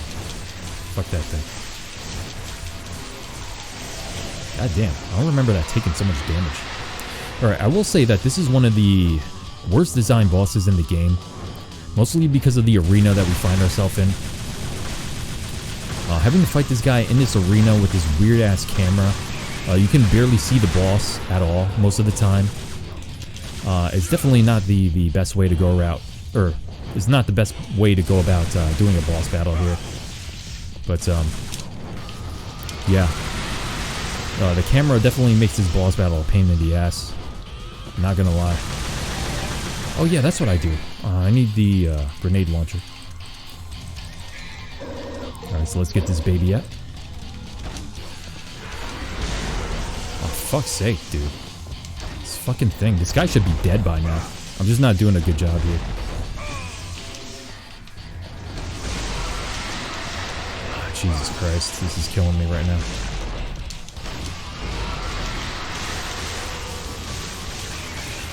Yeah, I'd usually have him landed on the fucking, Alright, am I on top of him? Yes, I am, apparently.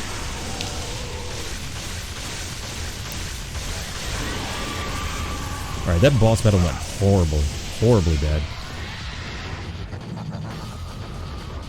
Okay. Something else that's pretty annoying about this boss is that he does those extra attacks at the very end, so even if you no damage him there, you still have to be careful. There have been a few times where I've gotten damaged by him afterward, after doing no damage, and it's just, come the fuck on, Griffin, you bastard. What's going on? Oh, wait. Wait, let me go back up.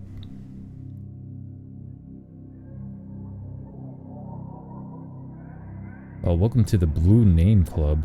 What? Oh, yeah, Cyber.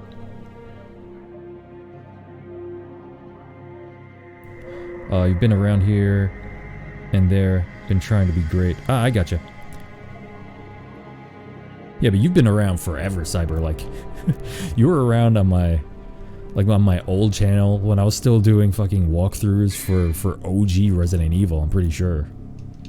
I'm pretty sure you've been around that long. There's still a few people around from those days. Like, I was still doing fucking walkthroughs for like Resident Evil 1 for PS1. Like 10 years ago or some shit. Like, you've been around forever, man. Very much appreciated, though. But, alright, let me just scroll up really quick. I'll check some more of the chat before we come over. Is it worth getting Jak 2 and 3? Don't want to give Naughty Dog my money. Well, I'm pretty sure Naughty Dog won't really get your money from those games at this point. Like, I'm pretty sure Sony's the one who are going to get the money right now for those games. At least for the sales. I don't know. I don't know how that works. Don't those games cost like a couple of bucks? Yeah, because you could get the PS3 remaster. I think there are versions on PlayStation Network as well that you can get of the Jak games. But I'm not really sure how well those play. So, what do I think about the PS3 God of War and the change in PS4 games? Yeah, the PS2 God of War games and the PS3 one, I really like those besides Ascension. Well, I can't really say that about Ascension. I know a lot of people dislike it, but I've only ever played like the first half hour of Ascension. It seemed pretty cool from the little bit I played, but I wasn't sure about some of the changes that they made to the combat because Kratos doesn't have certain moves available to him until I think he has to fill a meter or something like that. Like you fill your rage meter or something, and once you fill up the rage meter, you get access to a lot of the moves that you normally have access to normally in the other God of War games. So that one was a little weird. It felt like a step back from the previous God of War games, especially God of War 3, which was definitely one of the best games mechanically in the series. But yeah, and as far as God of War PS4 goes, I think it's kind of a mediocre game. But then again, like I never thought God of War was like this incredibly great game series. I thought they were really good spectacle games. They have some really cool epic moments in them. The story is very basic, and it just takes you to a bunch of cool locations and stuff throughout the experience. And the PS4 one tries to kind of replicate that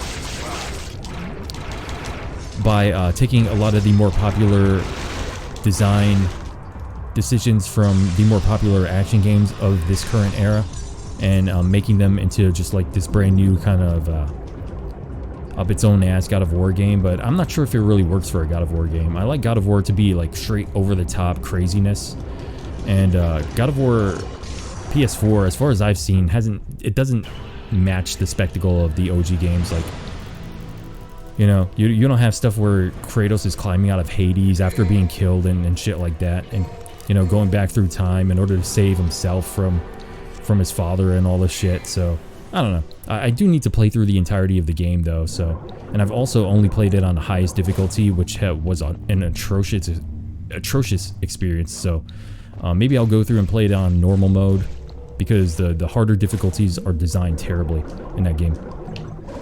Alright, so let's go up. Alright, what's going on here? So let me check what you guys are seeing. Hey Vandad, what's going on, man? Speaking of which, Vandad, you have just been modded as well. I don't know why I have not modded you, because I see you a lot too. I was with the greatest annotations of all time. Oh yeah, the annotations, yeah. Which they completely they took out the annotations from YouTube, so all those old annotations that I used to have on my videos are gone. I really wish I would have saved those. You really like God of War PS4's combat, but the rest of the game is very derivative. Yeah, because there is a pretty significant amount of depth to the combat, especially since you have access to the boy and you can direct him to do certain moves and abilities. As far as like these AAA games and the partner characters go, the boy is definitely probably the best one by a wide margin, because he's actually mechanically relevant, unlike most other games.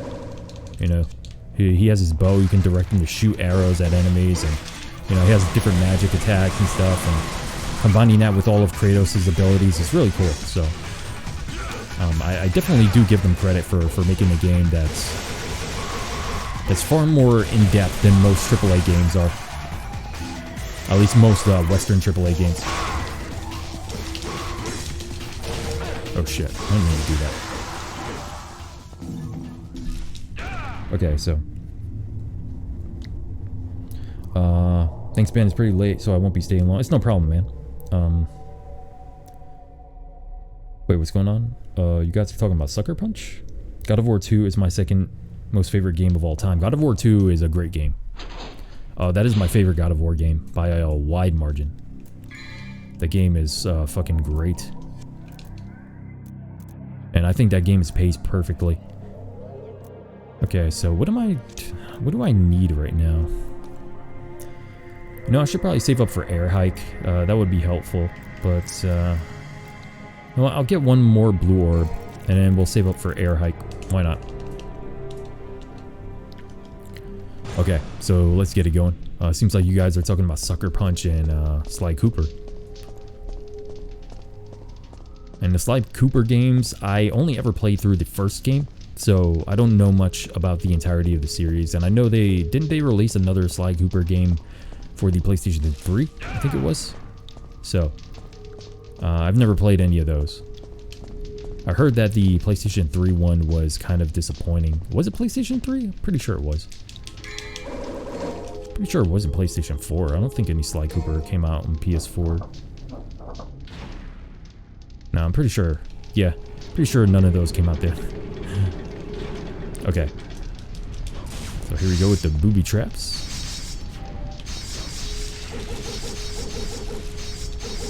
Alright, I'm just going through as I can.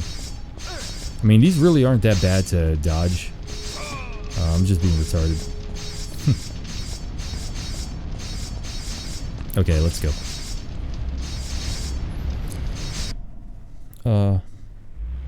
The face that the director of God of War 2 made Dead of Boy... Oh, the fact that the director of God of War 2 made Dead of Boy is crazy. I agree there. Like, did you need to sacrifice gameplay for the serious tone? I don't know, man. It's because I'm not really sure. Like, I really need to really look around and see what mainstream gamers are really into. But I do think that they quite enjoy this kind of quote-unquote cinematic approach to video games, which is the reason that I do believe that we're seeing so many video games go down that route in this day and age. But at the same time, I'm not really sure why that is, because when you really look at the most popular video games out there, as far as like playtime goes, they usually end up being these multiplayer games that are essentially all about gameplay and have very little story. So it's, I don't know, it's kind of hard to gauge like what's really going on here. I'm pretty sure that the vast majority of people who play video games aren't necessarily into these sort of, you know, cinematic experiences, but at the same time, again, I'm not really in tune with what most people want out of video games, so I can't really say for sure. But it does seem like games like that sell quite a bit. Or maybe it's the set of hardcore gamers who simply play video games for graphics. Maybe those are the people who are really into those games, but I don't know. Either way, I'm lost. I'm lost when it comes to that stuff, because I play video games for a very specific reason. Oh shit. Which is gameplay. Again, for me, story and everything else is just secondary to gameplay. And it's essentially the story and everything of that nature, the graphics and the art design and everything. It's just the cherry on top. It's not really very important for me in particular, but it can definitely enhance a video game experience, which is one of the reasons that I love this game so much, because this game is so stylish and it has a lot of great atmosphere and stuff. But when it really comes down to it, what matters the most is the gameplay, and I do think the gameplay here is very well designed, especially in terms of the difficulties. This game has the best difficulties in the entire series, the most fair and most well-balanced difficulties in the entire series. So yeah, anyway, that's enough of that. The mainstream gamer is actually a... Oh shit, I was trying to read that and I hear something, a sword or some shit. But the mainstream gamer is actually a movie lover. Take that however you like. I guess that makes sense. But oh shit. So yeah, I suppose that makes sense, and that's the reason that the industry is going more toward that direction in terms of video games. But I think we're unfortunately seeing the or maybe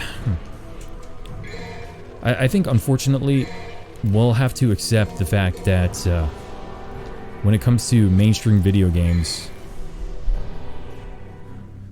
they are going to be chasing Hollywood, and they're going to become more and more story focused, and video games are kind of going to fall apart. Besides VR, I think VR has the ability to kind of circumvent that for the most part, but eventually VR is going to fall into that same trap where they're going to try to tell these like bold fucking stories about, you know, how you're connected to, I don't know, maybe they'll have a little daughter character you have to protect or some shit. It's essentially going to be like The Last of Us again. It's going to be like, oh yeah, you really share the bond between, you know, you and this little AI girl, and you feel for the character and you want to protect her, and it's the greatest story ever, but the gameplay is just like mediocre bullshit. So I don't know. But either way, I think people like us who are gameplay first are kind of a dying breed, because we're essentially from an era where that was all that really mattered in a video game. And honestly, for me, that's still all that matters when it really comes down to it. But in order to get more people to purchase these video games, unfortunately, you're gonna have to make them more into quote-unquote movie-like experiences, a la The Last of Us or Dad of Boy or whatever. So it is sad, but I mean, all good things have to come to an end, I suppose. So I can always just go back to play some, you know, 6th gen games that I never played, or thirds to 6th gen games I've never played. So there's plenty of those games I missed out on. So I'll always have something to play at least.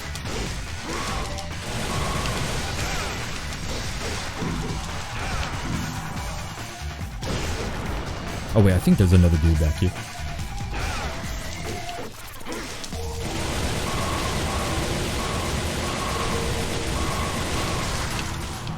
And you know, something else I was thinking about, like, when you think about these people who rate video games, or these people who praise video games, when they play a video game like, you know, Devil May Cry 5, they'll say the game is really good, but they always have to throw in that caveat that, oh, this game is so ridiculous and it's so absurd, but it is great in spite of how stupid it is. And they always have to throw that caveat in it, like, oh yeah, this game is stupid, it doesn't take itself seriously, but it's still enjoyable in spite of that fact. And I think that the over-the-top nature of these games are what make them great, because I don't like the idea that these things take themselves too seriously. Like, it's cool to tell serious stories. Like, you can tell serious stories in video games without a doubt. I mean, we've had them forever. But to have to throw that caveat in, I think it shows the mentality of these people, where they have a really tough time enjoying things that are simple, because it makes them feel as though they're not mature. Which, when it really comes down to it, makes them even less mature, because if you can't enjoy something that's basic and lighthearted, then how can you really enjoy anything? You're just enjoying things for the sake of looking like you're an adult. But anyway, I don't know. I don't know where I'm going with this. It's late, as usual, so I just start rambling about shit. I forgot, I was supposed to kill these guys. I don't know why I'm running past them. I forgot there's an area in here that I can fill my DT as well. But yeah, I was supposed to hit those freaking things, and I wasn't paying attention at all when I was going through here. So, wait, are those in here? No, I don't need that, right? No, I didn't need to do that. Yeah, that's in the other one. Okay. All right, so let's move forward. We can refill our DT, but we'll do that later. We will do that in a little baby bit. Oh, the reason that this is going to be harder is because I don't have air hike. And I should have went back there because I don't have DT. Alright, we still got there though. Alright, so what's going on here? What are you guys on about? Atrophy in chat. If y'all want to participate, gotta go with Wonderful 101, God Hand, or Devil May Cry. If I have to go with one, do you mean as an entire series? Like if I get to choose Devil May Cry, will it be like well, it doesn't matter. Either way, I'm choosing Devil May Cry. But yeah, not a hard choice for me. If I wanted story, I'd watch a movie, read a book. I don't need my video games to yammer endlessly. Yeah, I agree. I firmly believe gameplay will still strive. We still have studios that push gameplay and aren't afraid to take a risk. That is true. But I think like when it comes to like these AAA studios, you know, gameplay seems to be going to the wayside. Because again, when you look at these game directors like Neil Cuckman and the like, they're often saying things like, you know, fun should not be... we don't use the word fun when we're developing our video game. And it's fine not to use the word fun, but at least make your game and its gameplay layered and engaging. In spite of the fact that you don't think it's fun. When something is engaging, it usually means that it's somewhat fun, so... Alright, so let's refill this. But yeah, a lot of these people are more interested in telling stories, and I think that's a very, very bad idea when it comes to video games. Because as I always say, this medium isn't about telling you stories. It's about you experiencing a story. You know, you're placed into a role, and you take on... Oh, shit. You take on all the attributes of the role, or all the attributes that the role provides to you. Very much like a role-playing game. And then you move on from there. So it's about experiencing the world as this character. It's not about, you know, being told a story about the character. But, yeah, I don't know. It's kind of sad. Alright. Journalists and game reviews calling Doom Eternal a brain-dead shooter is the problem. Yeah, exactly. That's what I'm talking about. Like, if you think Doom Eternal is a brain-dead game, then I think you're brain-dead.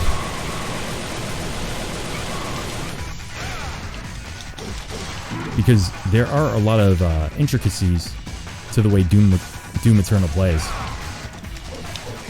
And what these people don't really seem to understand is that the depth of a video game does not come from its story, necessarily. Like, you can have a deep story in a video game, but the depth in a video game, like, it comes from its mechanics, of course. And if you create deep mechanics that a player can lose themselves in, I think that's the way forward with video games. And if you can create mechanics that kind of reflect the story, again, like Dark Souls, I think Dark Souls is one of the the best games that does this, in spite of the fact that its mechanics are very basic. But it uses the medium in the way that the medium should be used, because it used the gameplay systems to communicate to the player what's going on in the world. So in Dark Souls, you had this world that's kind of barren and lifeless, and there's like no hope in the world or whatever. And that's reflected in the game mechanics by the fact that, you know, you can die over and over again, but you can't die permanently. And, you know, you go against these enemies and everything seems hopeless constantly. Because it seems like there's no way out, there's no way to make this world into a place that's worth living in. And of course, you can take on, I mean, you can look further into Dark Souls' mechanics and say that it's like a good metaphor for life, where it's just constant struggle, and eventually, no matter what, you're gonna die. No matter what you do, no matter what you accomplish, in the end, the darkness is gonna take over, and you're just gonna be obliterated. So all of that is communicated in Dark Souls through its game mechanics. And while there's a lot of lore in Dark Souls, when it really comes down to it, the basic premise and the basic story of Dark Souls is very simple. But what makes it deep is the fact that it combines these mechanics with the lore to create a kind of transcendent experience when it really comes down to it. I won't say it's like religious experience, but it's definitely a more transcendent experience than most games are able to achieve. Okay, so here we go. Final boss with the Griffin.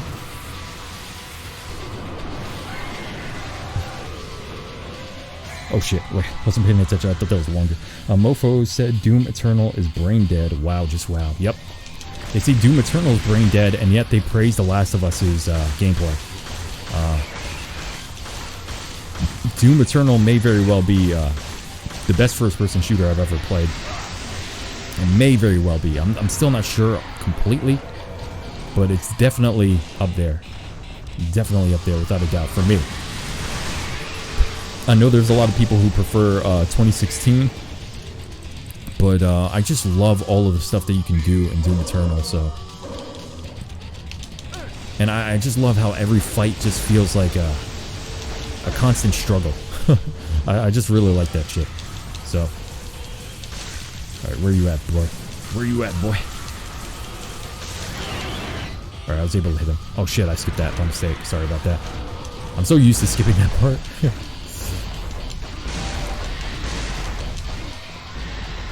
Okay, here we go. Electricity attack.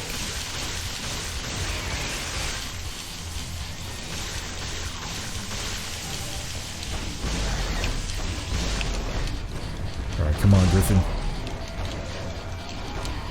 I think the meteor attack is actually pretty good against him too, but unfortunately I don't have access to it right now. So I'm just gonna keep using air hike against him because fuck it. I don't have much access to anything. Oh shit. Yeah, the camera during this boss is definitely a bitch. Okay, there we go. What's going on? Doom Eternal brain dead, nigga. Usually, wait, what? I usually listen to something else in the background while playing games. That is not possible with Doom. Combat takes all my concentration. Exactly, man. I'm telling you, some of those battles in Doom Eternal are just like... I don't even know how to describe it. I remember my sister was in my room while I was playing that shit, and she just said... She said it sounded and looked like a fucking war zone in here. It's just... Oh yeah, this is a pretty cool scene here. So again, we show the fact that Dante is actually a super pure character here, and he's an honorable character as well. But this is something that Devil May Cry 5 kind of dropped the ball on, with Dante just simply attacking Virgil when he sees him again. I don't think that's something that Dante would have done, but again, can't really change that at this point.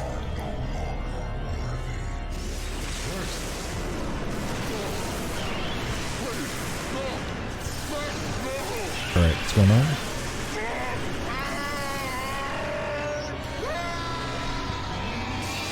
Definitely isn't the best overall, but the combat-wise, it is up there. Doom Eternal burns calories. Yeah, dude. Like, playing through that shit, it's just... I don't even know, like... When I'm playing through that goddamn game, I'm just, like, on the edge of my seat the entire time. Again, the best way I describe it for me is saying that Doom Eternal is essentially for the FPS genre what Devil May Cry is to the action hack and slash genre. Killing even his own, like they were nothing. So again, the one that took the life of my mother, my brother, sure.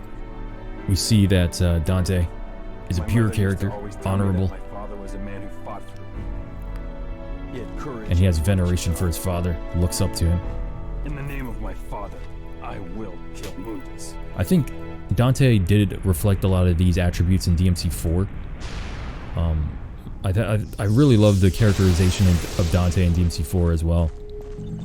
Because one of my favorite scenes in the entire series, even though it's a very small scene, but it reminded me of this, and I mean, I'm not sure whether or not the directors intended it to be this deep, but just the way that I interpreted the scene in DMC4 with Dante, it kind of reminded me of this game in the way that he has that veneration for his father. When Dante comes down and shoots the Pope in the face, and everybody's like just staring at Dante for a second, and the first thing that Dante does after he looks at the Pope is he just stares at that statue of his father.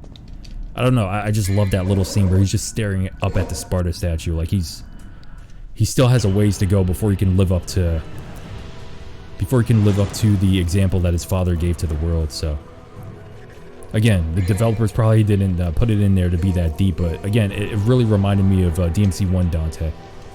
Just that little moment that he has. It's a really nice quiet moment that he has. But yeah, anyway, might be reading too much into it, but that's the way I like to think about that scene. Okay. So, what's going on? You're so mad DMC5 ruined Mundus by making him a low-class demon who ate fruit. Yeah. Wait, what's going on? Whatever happened to Mundo? Did he just retire after getting his ass handed to him? I don't know. Like, I honestly thought they were gonna do something with Mundus in DMC5. Demon ascended and became Prince of Hell like no one ever was. Honestly though, he was a fucking mook to base Dante in DMC4 already. He doesn't matter anymore. Yeah. Any good NYC pizza spots? I'm from Chicago. I hear NYC pizza is just as good, if not better, than in Chi-Town. I plan on visiting New York City in the next month. I can't really give you any exact places because I haven't lived in New York City since I was a kid, dude. Since I was like a preteen. I left New York City when I was around 11 or 12. I can't remember. Ever since then, I've lived in upstate New York, so I live in Albany. So I can say, like, around Albany, you can get, I love New York pizza. It's pretty decent. But I do remember the pizza in New York City being a lot better. But, yeah, no spots in particular I can give to you. I know a few people in the chat are from New York City, though, so maybe they can help you out more than I can. Ooh, shit. Sorry about that.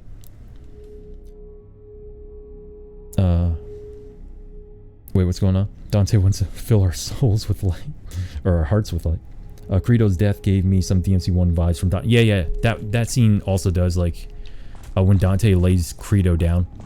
And he has that little quiet moment where he's just sitting there while Credo fades away. And it's a really DMC1 style Dante moment where he's just thinking for a few seconds. I really love those little, like, solitary moments with Dante. Because I think the character is a lot deeper than people give him credit for. A hell of a lot deeper. Because people just think Dante is just like this, you know, over-the-top jackass, but he's really a really thoughtful character. Very thoughtful, very deep. Has a lot of layers to him as well, but... Alright, I will say, this is some of my favorite shit ever.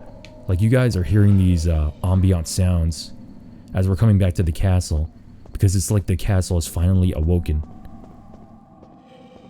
Like, I love this shit. Like, just the build up here to coming back to the castle. I remember the first time I played this game and I heard this shit and I was like, holy fuck, what is going on here? But it's like the fucking sleeping giant has finally awoken. It's so fucking cool, dude. So cool. I love this game so much. Alright, so what's going on? Sadly, DMC5 has the goth puntard in it. Yeah, agreed.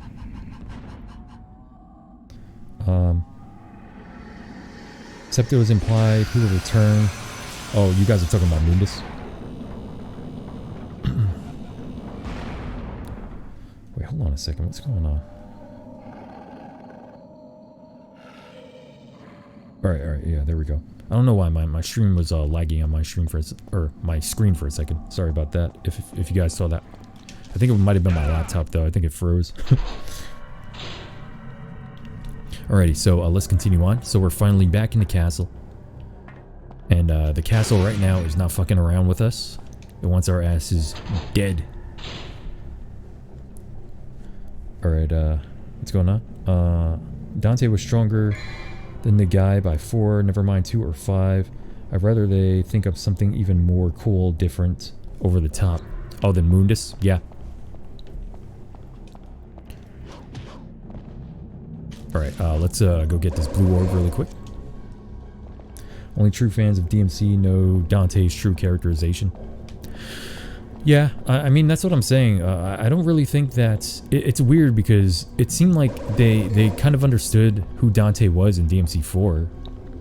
But maybe it was just too long after DMC4 was made. Maybe they kind of forgot how the character's supposed to be.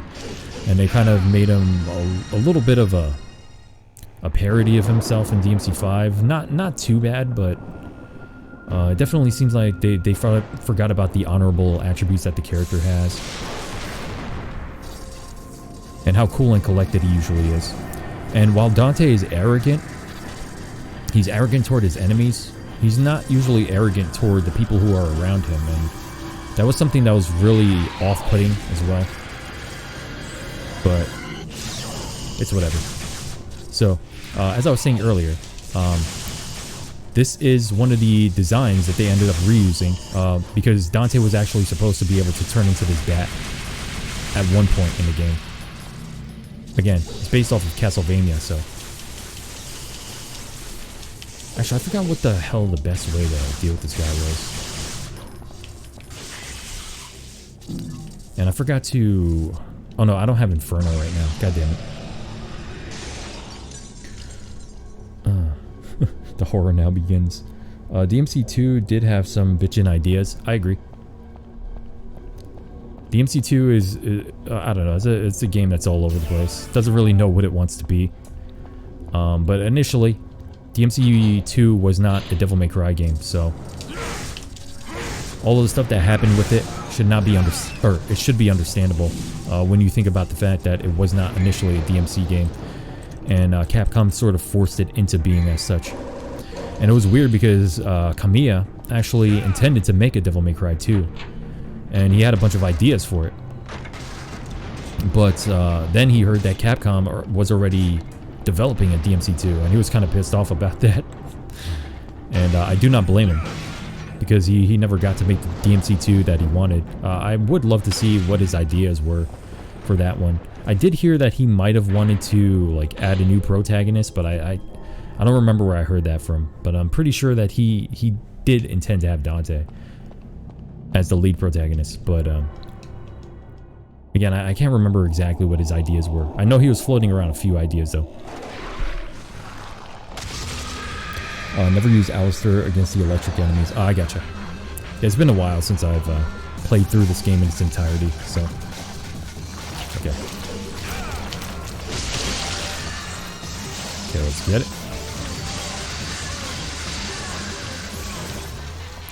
Okay, here we go.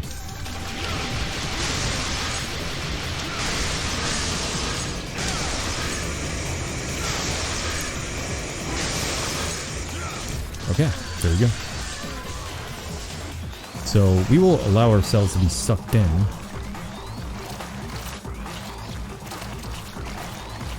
There we go. Come on, suck me in, goddamn. Ah, fuck it. I was gonna allow myself to be sucked in, but to hell with it.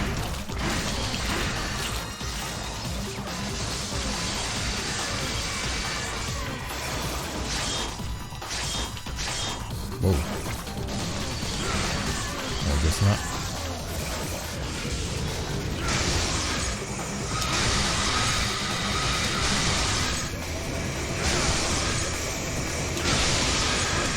Get wrecked, bitch. Okay, there we go. The OST in DMC1 is still holding up, man. I'm telling you. They really need to go back to this style of music. Oh shit. Well, let's get that. Wait, what else is going on? Like, damn Capcom, they did the same shit with Mega Man X6 and thought Inafune would find out. Dude, like, the story of Mega Man X6 is some of the most hilarious shit you've ever seen in your life. It's like all of a sudden they find Zero. And he's like, holy shit, Zero, where'd you come from? And Zero's like smiling like he's a smug asshole. He's like, oh yeah, I just hid myself so I could repair myself. It's like, what the fuck? You were a goddamn torso, dude. What the hell are you talking about? You repaired yourself. Dude was a fucking torso. Oh yeah, I hid myself to repair myself. Yeah, it makes perfect sense. And goddamn, X6 is just a fucking trash fire. Just, I don't know. I don't know what the hell they were thinking with that shit. I did like the fact that Mega Man had access to the Z-Saber, but I don't know. That game was just a fucking shit show. Some of the best video game music ever. Yeah, agreed. Agreed. Alright, let's get going. I'm getting some really bad ranks, but it's all good. Oof. Oh, my hair is kind of being crazy because it's so hot in here. I'll move you over, bitch. Okay. So we can finally...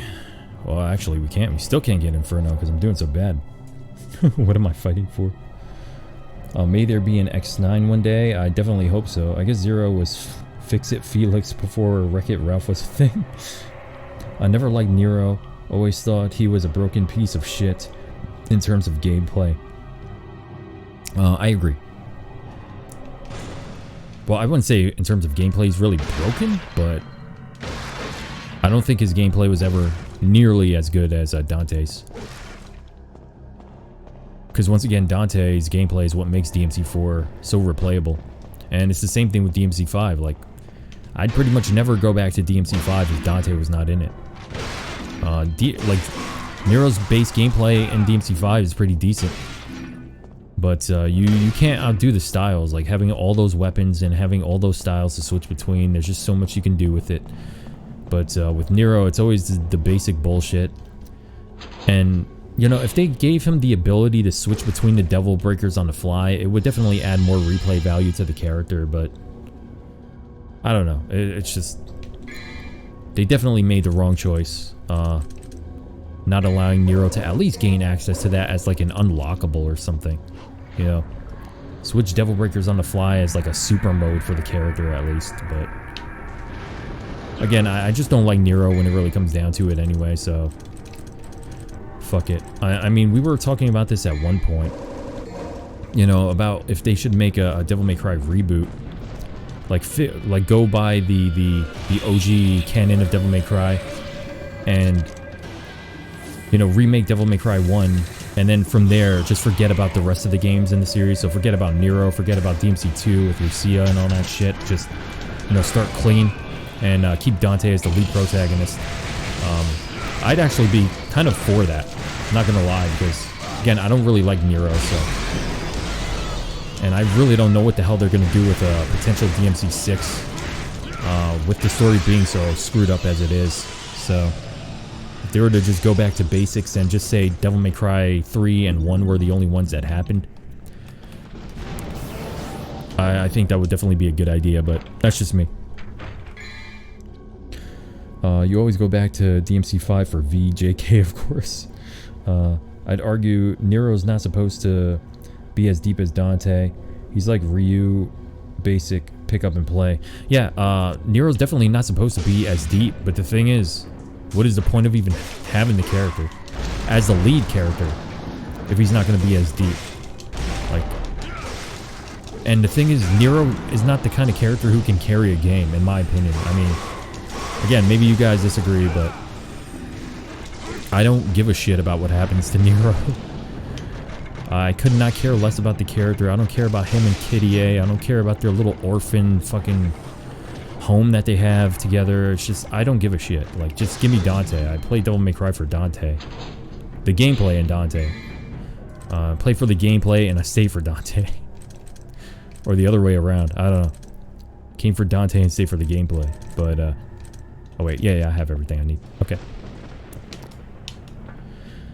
Okay, so here we go with a random-ass dinosaur statue that's attacking us. Got some Dino Crisis 3 going on here. Oh shit, I fucked that up royally. Oh, actually, I think I could just swing at that, right? I don't know why, I was just trying to do the fucking uppercut. It's so stupid. Oh fuck, these are getting to my ears now. What's going on? DMC1 with RE engine would be amazing. Yeah, agreed. Don't hate the guy, but I'm immensely indifferent toward the character. DMC6 has a great setup. Virgil and Dante are trapped in hell, and Nero is still in the human world. Go wild. I mean, they could essentially take a lot of ideas from Dante's Inferno and stuff. I don't mean Dante's Inferno the game, I mean the actual story, the Divine Comedy, which is what Devil May Cry is based off of. So they can finally have, you know, Dante and Virgil going through the 9 circles of hell. In a similar vein to Dante's Inferno, but the thing is, I don't know. It is a decent setup, but I do think that the characters were kind of screwed up in a lot of ways in DMC5, so I do find the idea that Dante would just lead the human world to Nero is not very believable, especially given the fact that he wanted to be the savior of the world in the same way his father was at the end of this game, so... But it's whatever. I mean... Again, in DMC5, they kind of retcon Dante's character motivation to be the fact that, you know, his rivalry with his brother was the main drive for him, which was never the case. But, again, whatever. It is whatever. God damn it, how do I not have fucking air hike by now? What the hell is wrong with me? Hold on. I'm pretty sure I can get up here without those things. Shit. Or maybe not. Damn it, we're gonna have to do actual platforming. I can't believe I have not gotten air hike yet. Okay. Oops. Alright, there we go. So we're gonna have to jump across here now. Hold on. It's not too bad. I think there's another one in this direction. Yep. And there we go. Dude, I have not had to do that in forever. I usually have like almost all the moves by this point, but I'm doing so bad with the rankings, I can't really buy much. Okay, I finished Dino Crisis 1. It will be finished eventually. It's gonna be like my last video on the channel. I'd rather have V as protag over Nero, agreed. Traveling through the 9 circles, that'd be pretty baller, agreed. Yeah, I think that would be awesome. That or DMC 0 that takes place before 3? We already kind of had that with the manga. Which was never finished, unfortunately. But in that manga, Dante goes around looking for Alice or some shit. It's like Alice in Wonderland, except with Devil May Cry. And I think that's the first time Dante kind of sort of uses DT, but he still doesn't really have a grasp of it. But he gets saved by the DT or something like that. Or was it Doppelganger he was saved by? I can't remember exactly. Okay, here we go. The final battle with Virgil. Technically, 3 started the idea of Virgil being Dante's drive. It doesn't make sense considering it's his brother. Not in DMC 3. Virgil was not Dante's drive, because Dante was already creating Devil May Cry in order to search for the killers of his mother. So, in DMC 3, Dante is essentially wanting to do battle with Virgil because he wants to test his might against him, essentially. And again, he hasn't seen Virgil in forever, so it's kind of like a family reunion, which is why he makes that reference. But by the end of DMC3, Dante's reason for fighting is not for Virgil. Dante's reason for fighting is to protect. And he wants to protect his brother from the dark path that he's going down by the end of the game. And unfortunately, he's not able to succeed in that venture. But his goal was not his rivalry with his brother by the end. By the end of the game, his goal is essentially the same goal that he has at the beginning of this game, which is to find the killer of his mother and brother and to protect the world like his father did. But yeah, again, the rivalry was never the main focus of Dante. Like, it was a focus, but to make that his main motivation is pretty ridiculous. Because even in this game, like, Dante knows this is Virgil. But, you know, his main motivation for being here is not to just, you know, keep fighting with Virgil or anything. Oh shit, alright. Oh shit.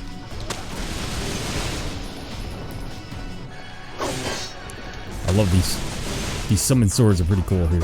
Oh shit, I fucked that up. Really? Alright, god damn it, I'm so freaking bad at jumping, apparently, on this game.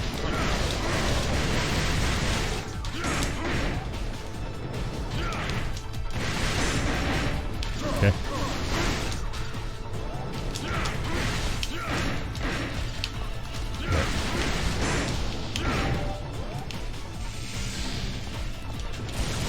Actually, I think I can use the grenade launcher here.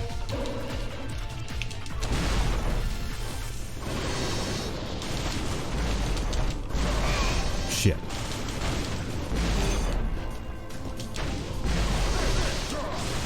I have to make this fight as close as it can be, just to make it epic. That's my excuse. What's going on?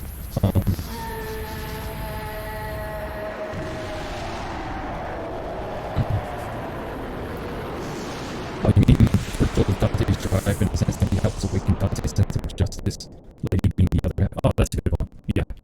Well, I mean, in DMC5, they made it so that Dante's only reason for fighting is Virgil. And all he really wants to do is bring up the old rivalry between his brother again in DMC5. Which is kind of what V implies to your reason for fighting. But Virgil is not the reason that Dante wants to fight. The reason that he wants to fight is to find out who killed his mother and brother initially. But then afterward, his reason for fighting is to protect the world. So, Trish, Virgil has been defeated. and there we go. And that's a pretty good moment there with Dante taking back down Virgil. And once again, that little moment there, Dante shows more caring, and yeah, he shows, I don't know, he shows so much more emotion for Virgil in that little moment than he does in the entirety of DMC5. So, again, that's something that really bothered me about DMC5, because I was interested in seeing how Dante would react to Virgil again after all these years, but then the first thing he does is attack him, and I don't really agree with that. Like, I understand. I don't know. I think if any character should have attacked Virgil, it should have been Nero. And Dante should have been the one kind of hesitant about it initially, but whatever. It's whatever. Anyway, so let's finally get air height, because that would be nice. Jesus. Only took me like 15 missions to get it. Oh, my body's fucking up. Oh my god, this mic. The mic.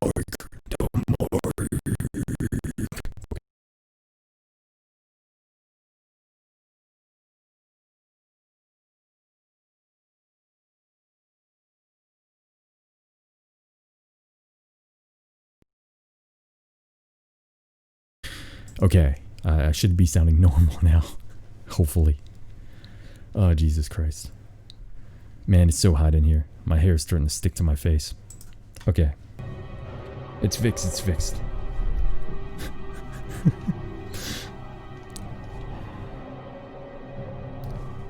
Stop standing in front of a fan. Okay, let's go. Let's continue on. Oh shit, what the fuck just happened? Hell? I don't know what the hell happened. Okay, so we finally brought together the two amulets to make the perfect amulet, which allows us entry into the demon world, and it also unlocks the true version of the Force Edge, which is Sparta. You unlock atrophy trigger.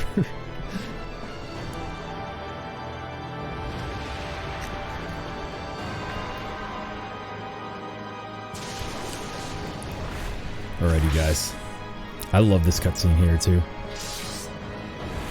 And unfortunately, even to this day, the Sparta still does not have its own moveset. It kind of has a few different moves in DMC5, but I really, really wish that the Sparta had just like this really badass kind of scythe moveset. And unfortunately, it does not. I mean, it has a nice reach when you do Million Stab. But yeah, I really wish it had like a more unique moveset to it. The Sparta cutscene is GOAT, yeah, agreed. It's one of my favorite cutscenes in the entire series. Alright.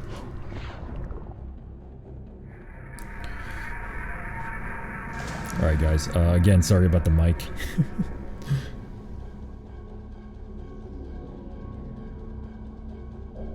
God damn, the mic was fucking up for a while there. My apologies. Came out of a conversation with a guy that won't be... Wait. Came out of a conversation with a guy that won't fucking acknowledge The Last of Us 2 is getting any deserving criticism. Just calling people review bombers and folk that didn't play the game. What the fuck? Yeah, that's how it is with all these games, man. Like, if there's this... I mean, you see it with the movies too. You know, if there's like a movie with an SJW bent and it gets a bunch of low scores, all of a sudden there's Russian bots afoot. It's just like, why the hell are Russian bots particularly going after SJW movies? It does not make any sense. Why even fucking waste your time doing that? And it's the same thing with these video games. They always blame it on the most ridiculous thing that they can blame it on. And they deliberately do that as well because they know it's going to piss people off too. So it's just, why even feed into it? Like, to be honest with you guys, I did start writing a video on The Last of Us 2. I started writing one very similar in the vein of the one that I did before with the first Last of Us. And I was a pretty good ways into writing that. And then all of a sudden I was just like, you know, what is the fucking point of writing this shit? Like, why even bother talking about this fucking game? Why even bother give this game any more attention than I already have? Why not talk about games that actually do the things that I want them to do? Why not talk about games that I actually love? Why am I sitting here again criticizing these fucking like half-assed AAA video games that are all about the developers and the directors huffing their own asses when I can be talking about actually great video games? So at this point, I scrapped that script that I was writing. I was only like 2 pages in maybe, but that script is scrapped, and I'm going to convert it into something different. I still will kind of talk a little bit about The Last of Us 2 in the video, but The Last of Us 2 is going to be a catalyst for a different conversation, because I don't think it's really worth going into all of the issues with The Last of Us 2. I think it's a waste of time at this point. Like, all of us know what the issues are with the game, and trying to convince other people who don't even want to listen to us about the game, how bad the game is just an effort in futility. So why even fucking bother, you know? It just, I don't know. But yeah, the video that I'm gonna make, again, it's gonna be associated with The Last of Us a little bit. We will be talking about game reviews. We will be talking about video games. We will be talking about how video games are not movies. And we may also be talking about God Hand. Maybe. We'll see. all in the same video. We will see. I'm really not sure what I'm gonna do with it right now. But you know, I got a little ways into it and I was just like, you know, this is just a fucking load of bullshit. Why even bother? Why even fucking bother? Anyway. What's going on? Wait, what's going on? My headcanon is that the devil arms are smuggled and sold to black markets with varying degrees of power based on the demon slain. The PS4 Reddit is hilarious these days. So much jerking off for the trash of us. Yeah, dude, I stay the fuck away from Reddit. Like, the only reason that I go onto Reddit is to find beta cringe for these streams. And sometimes I'll go there to troll people too. But you will read some of the funniest shit ever on Reddit about relationships. Like, the Dead Bedrooms Reddit is one of the fucking saddest and yet most hilarious Reddit pages you will ever read in your life. Like, some of these dudes are just completely fucking cucked. Literally and figuratively, they are cucked. It's just like, oh, my wife wants to start an OnlyFans. What should I do, guys? Should I allow my wife to make an OnlyFans? My wife says I have no say in whether or not she makes an OnlyFans. It's like, dude, if your wife or your girlfriend wants to make an OnlyFans, that means it's time to get a divorce. Are you fucking stupid? What the hell is wrong with you? My girlfriend told me that she's making an OnlyFans. You better believe her ass is getting dropped quick. I'm not gonna have some low-quality slut over here showing her fucking body off to literally everyone under the sun. Get the fuck out of here with that shit. But apparently, that's misogynistic to say, so. But I give zero fucks. I'll take being misogynistic over having a whore for a girlfriend any day. Alright, goddamn it, I'm doing a bad job. I was supposed to dodge that, you know, instead of standing in place. Ugh. Alright. Alright, so let's do this properly this time.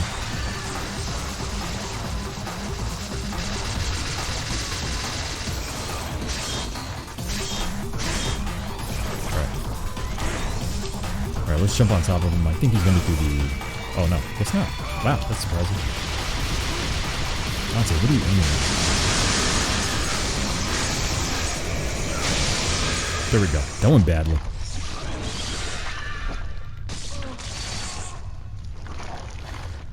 Okay, what's going on? Let me scroll back up. God Hand versus The Last of Us 2. That's kind of how the video is, a little bit, but we will see. I'm not sure if I'm going to focus on God Hand or if I should focus on the Wonderful 101. What do you guys think? Maybe I'll throw both of them in there too, and maybe I'll throw The Last of Us 2 with another game that's super overrated. Japanese sites have shit tons of used copies of Last of Us 2 apparently. Yeah, I did see that. Wait. Coach Toolshed already did a breakdown of The Last of Us 2. Decent. Nice. There's honestly no reason to spend time making a critique of Last of Us 2. It made sense with the first one where it got universal praise, but more than half of the gaming community hates the second one. All-Star is the title of the video. Wait, let me go down a little bit more. Tell homeboy he better have a prenup. Agreed. The Last of Us got review bombed, which is never a good thing, but by no means am I saying it is a good game. Yeah, I agree. I don't agree with the review bombing bullshit. But the only reason that I was initially making a critique for The Last of Us 2 is because a lot of the people who are critiquing the game, in my opinion, they're not doing a very good job of doing so. Mostly because usually when you see people critiquing the game, they say, oh, the gameplay's fine, but man, that story. Every single time I see these people critiquing the game, the gameplay's fine, but the story. And I'm like, no, the gameplay is not fine. What are you talking about? And every time I see that, I get this little itch. I get this little thing, this little tingle in the back of my head. And I'm like, fucking hell, I'm gonna have to fucking make a video because no one apparently knows how to critique things properly. No one knows how to delve into game mechanics and explain why this fucking game is a mess from a game design standpoint. No, it's always, oh, the story was ass. I couldn't give less of a fuck about that shit story. I mean, the story is definitely ass, but holy shit is that gameplay fucking garbage. And, oh, god damn it, fuck it, forget it. I said I was done. You know, let people critique it how they want to critique it, but I think that people are going about it the complete wrong way. I think we should be talking about the gameplay systems and how broken they are. But again, since I'm a gameplay first person, of course that's gonna bother me. It's gonna bother me and my bit of autism I have, apparently. IGN Japan gave Last of Us 2 a 7. That's definitely closer to the rating. The Japanese are always trashing SJWs. Yeah, that's what I like about them. The story-based game has a bad story, then it failed both as a movie and a game. Yep. Yeah, no one critiqued the Last of Us 2 gameplay from the videos I've seen. Yeah, again, that's what's bothering me.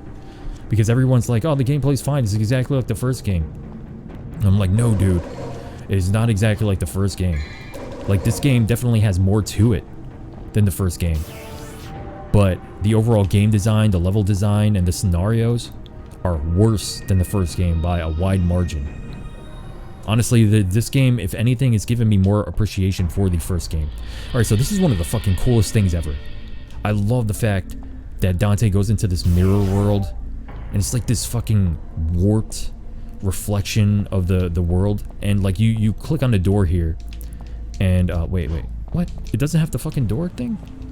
Dude, you cannot tell me this version does not have the door. Oh wait, well, no, it was the statue, okay. Alright, so here, he says, here, the statue, the Watcher of Time, is just an illusion. Orbs have no use here.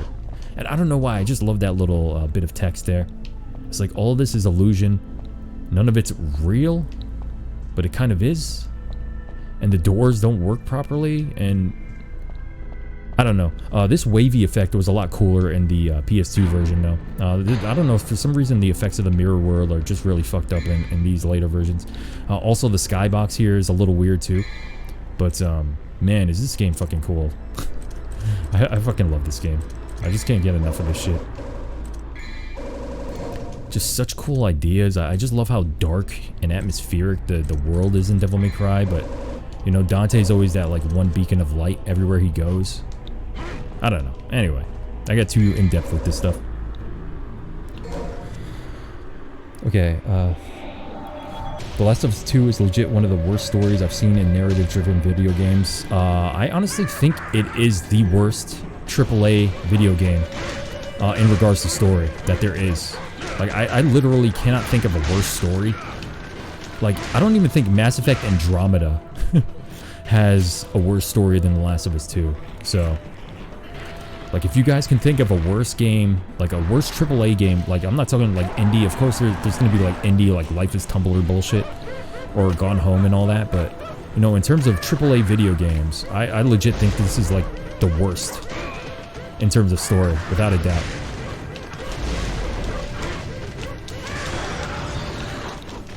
And once again, I was like trying to explain the story to my sister, and after I finished explaining it, it's just like, what the fuck did this story have to do with anything? Like, legit.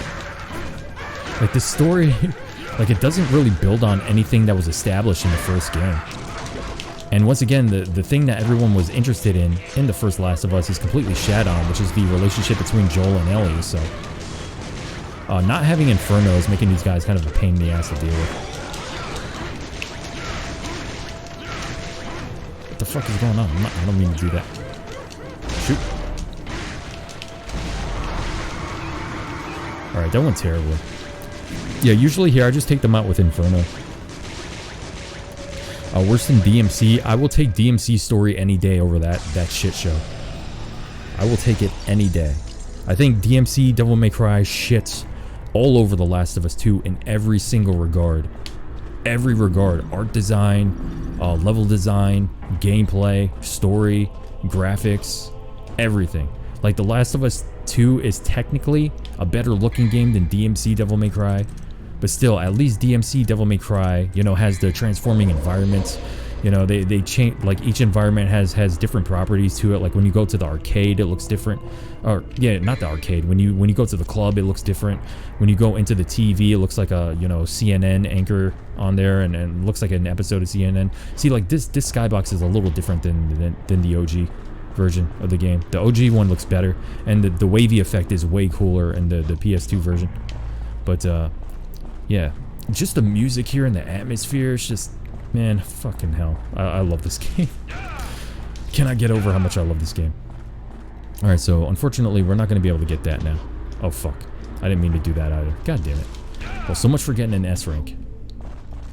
I love the music here too. Jesus. And you see the way, like, the textures look like faces screaming now instead of what they used to look like. I think I forgot what those were. They were like lanterns maybe. But that effect looks a lot cooler on the PS2 as well, because you can actually see kind of like the outline of where the textures break off from each other. But goddamn, this game's so cool. Alrighty, so we got what we needed there. Okay, so what's going on? Wait, let me scroll up. The HD version fucked up the visuals. I played the PS2 version recently and it looked better than this watery effect. Yeah, agreed. I fucking love this stage. True, Abby's entire story and faction bullshit is absolutely not relevant to anything of the first game or in general. Yeah, that's what I'm saying. Like, the DMC Devil May Cry had its issues, but it was still at least enjoyable somewhat. The Last of Us 2 made me want to step into an Iron Maiden and slowly bleed out. Yeah, again, like, the thing that The Last of Us 2 did the best was give me appreciation for games that I thought were legitimately fucking terrible before. or legitimately, like, overtly mediocre, like OG Last of Us. Like, it seriously gave me a newfound appreciation for the original Last of Us game. But yeah, as I was saying, again, like, the main thing that's really annoying me about all the critiques I'm seeing is that no one's talking about the gameplay. Everybody's talking about the story, and it really bothers the hell out of me. Because as I said while I was streaming the game, if the gameplay was super fun, in spite of the fact they ruined the characters, at least we could say, you know, this is a really, really fun video game. You know, just ignore the bullshit story. At least this is a fun-ass video game. But you cannot say that. You can't say that about The Last of Us at all. Or The Last of Us 2. And even the original, at the very least, you can say, you know, the multiplayer mode is fucking awesome. So you can just keep going back to the multiplayer in The Last of Us 1. Alright, this is also one of the coolest things ever. Right now, we are on the ceiling of the castle. And it's sort of like the inverted castle in Castlevania. So we're walking around the ceiling of the castle. And the ceiling of the castle in the demon world is the portal to the demon world, which is fucking awesome. So we put the Philosopher's Stone in here. The evil darkness is whirling. This must be the gate to the underworld. Exciting. And we use the Philosopher's Stone to make it into the demon world. And we essentially jump into what would be the sky in order to reach the underworld. And it's fucking amazing. I love this game. Fucking game design, dude. So good. Alright, what's going on? They fucked up the weapons in 3? Or what are you guys talking about? 3 what? 2 is the last best game in the series. Oh, I don't know which series you guys are talking about right now. Oh, it's multi. Here's a take. Romance and plots are usually pointless 95% of the time and add nothing to the overall narrative. I agree. Bad stories usually make the game with great gameplay more memorable. That is very true. I mean, look at House of the Dead 2. House of the Dead 2 has like one of the most ridiculous stories ever, and it has some of the most amazingly bad voice acting you've ever heard in your life. But the gameplay in that game is super fun. Again, it's just a simple light gun shooter, but the gameplay there is great.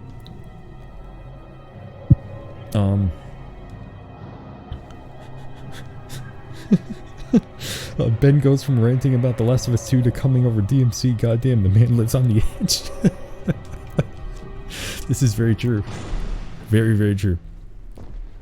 And, dude, you want to talk about coming for DMC? Hold on. Wait until this fucking song starts playing. Oh my god. I'm gonna fucking cry right now. That's how much I love this song. I feel the tears kind of. It's making me into a beta. That's what's happening. No, it's making me so alpha that all the alpha has to leak from my eyes because of how badass this fucking song is and how pumped up I get every time I fucking hear it in this game. Oh Jesus. Okay. Let's whip these guys' asses. All right, we will hear the song when we get into the next area. Don't worry.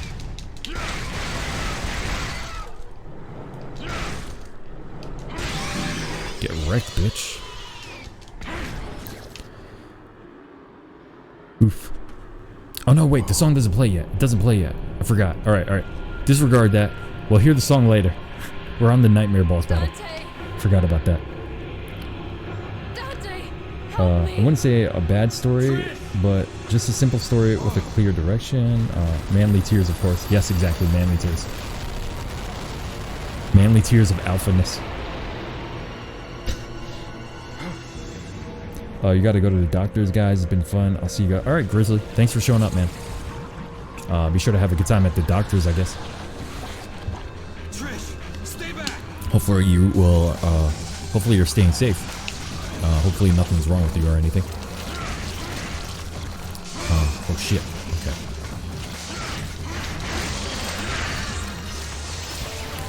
Alright, so, oh fuck. Alright, so, we will use, air raid for now. God damn, that is loud. Okay.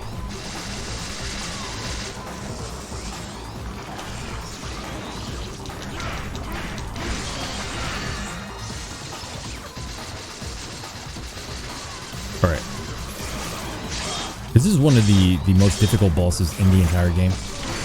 Especially on must die mode. Like, on must die mode, it seems like this dude refuses to freaking die.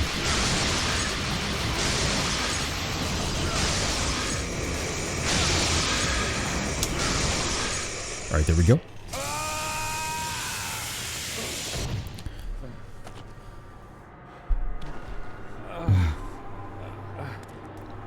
Who wins, Ryu with Yamato or Dante?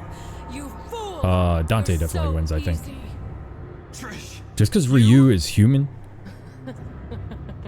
But at the same time, Ryu's like a superhuman, so I'm not really sure. Like, I'm not sure how Ryu's powers really work. Your presence has become a hindrance to my master's bloody scheme. Now die! That line is so badly delivered. The bloody scheme line is so badly delivered, but it's whatever. Okay.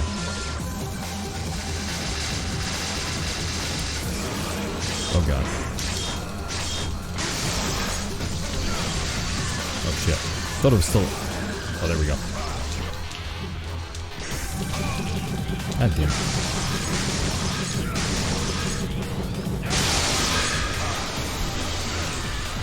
Fuck. Okay, there we go. That's loud as hell, dude. I don't remember that being so loud. Hayabusa with the Yamato. Ryu can't do much with the Yamato. Give him the True Dragon Sword or something. Yeah, the True Dragon Sword would make more sense. But again, I'm not really sure of the extent of Ryu's power, because Ryu is insanely powerful too. He's a lot more powerful than you would think he would be. Because Ryu essentially took down like a fucking demon god a few times in the Ninja Gaiden universe, so... him versus Dante would definitely be interesting, but I'm not sure how it works if Ryu is impaled. I'm pretty sure Ryu would get fucked up if he was impaled, so... Yeah. And his healing factor, I don't think he has the healing factor of Dante either. Doesn't Ryu revive himself on a regular basis? Yeah, that's very true as well. Dante! Alright, here's a scene where Dante's gonna be fucking pissed. Why did you save my life? As long as he has a talisman, he'll be fine. Because you look like my mother. Now get out of my sight.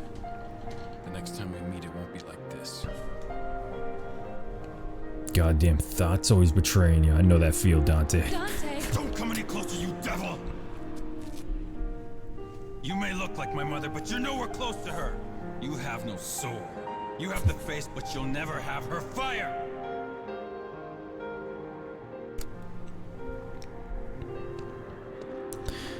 And there we go. Fucking pissed. Okay. Oh, you say Yamato because the only thing... Because it's the only thing that can probably kill him.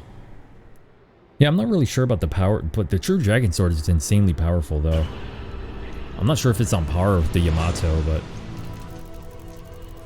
It might be. I don't know. Either way, it's definitely one of the most powerful things in the Ninja Gaiden universe.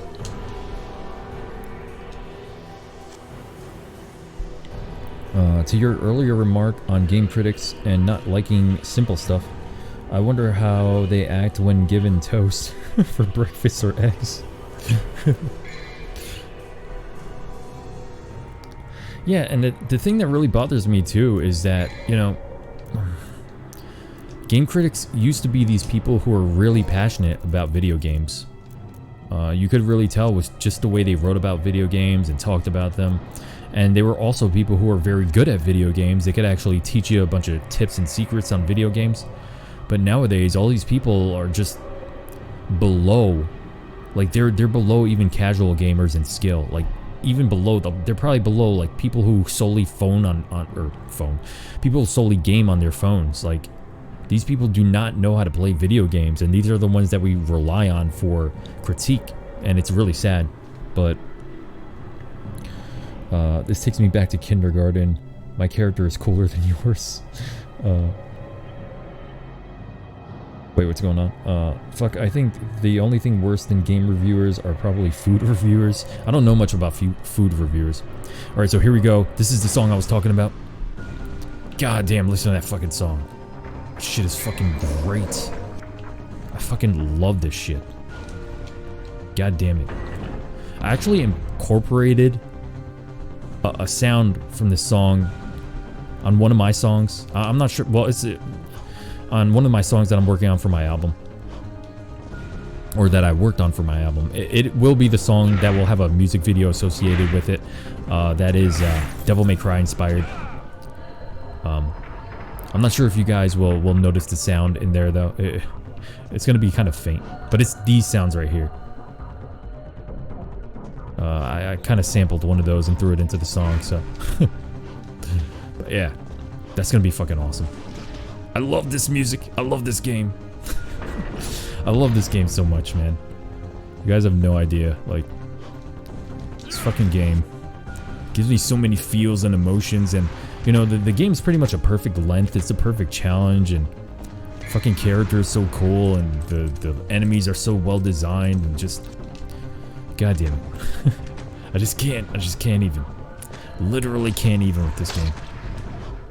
Unfortunately, I don't have the Inferno Fire move.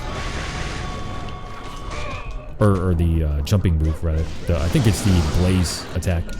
Jumping Blaze. Mostly because I'm doing a terrible job with the ratings, or the rankings. Song reminds me of Dino Crisis 2 a lot. Talk to Tecmo Koei, fam. Tecmo Koei for what? Fuck, I think the only thing worse than game reviewers are probably... Oh wait, I already read that one. Yeah, this is a good theme. This is some RE escape music. Yeah, that's probably one of the other reasons I really like it too. I pretty much love all the Resident Evil escape themes. Resident Evil 2 is probably the GOAT of the escape themes though. But I do really like the one from Resident Evil 5. I'm not sure if you guys remember that one. But yeah, the escape music from Resident Evil 5 is fucking great. It plays during the part when you're playing as well, obviously you're playing as Chris and Sheva, but during the part that you're playing as them, you're going through this area to meet up with Wesker. God damn it! It really sucks not having the Rolling Blaze move. I've never not had the Rolling Blaze here, so it feels fucking weird. But yeah, that song from Resident Evil 5 reminds me of this song as well. Alright, so I remember in this area, I have to keep running around or else these guys will, or these tentacles will try to rape my ass and I've seen enough Japanese hentai to know what that means, so I'm gonna stay the fuck away from those. Speaking of Resident Evil, I'll be going through Resident Evil Remake soon for the first time. Oh, nice, man. Hopefully you have a good time with it. For me, that's still the best remake ever made. I could really see how DMC5 environments are bland. RE5 had a great one. Yeah, man. I remember you fought 2 Gatling Big Majinis. Oh, yeah. That's what it was. Yeah. Those giant ass motherfuckers. There's actually turrets in that section too that you can use to fight those guys off. Oh shit. I'm doing such a bad job here today. I should have did like a test run of Devil May Cry before I played on stream. Oh shit.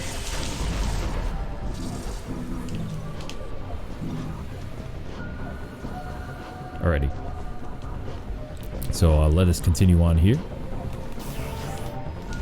But yeah, that's a section where they pretty much throw like every enemy at you. Like you have the Gatling Majinis. You also have those weird ass bugs that can insta-kill you if they grab you. You have some snipers and just a bunch of enemies there. It's a really cool section though. I love Resident Evil 5. Again, not the perfect game by any means, but as far as a co-op game, that's pretty much my favorite co-op game. Single player, not so much.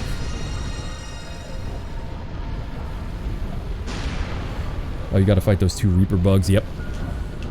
Fuck those guys too. Those are definitely an enemy that kind of makes you squirm when they get near you.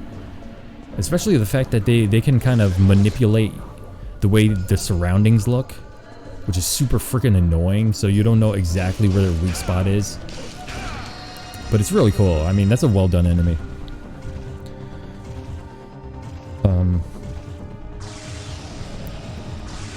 We're talking about the ship level. We fight hordes of enemies. Yeah, that's it.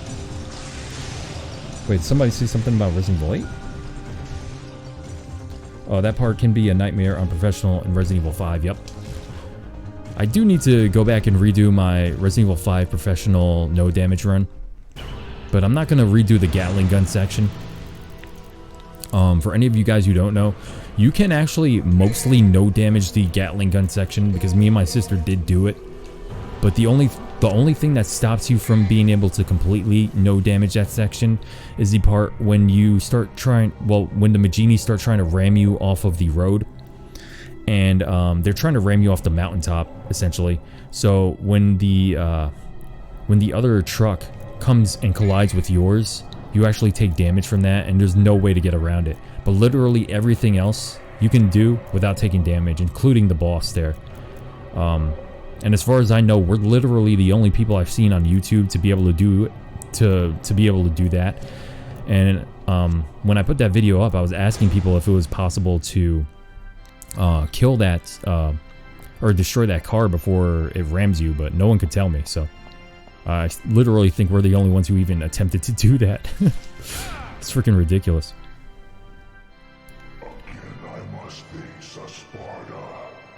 Fuck that Gatling gun section on professional. Strange and ironic that it will end the Desu same is a way. prick.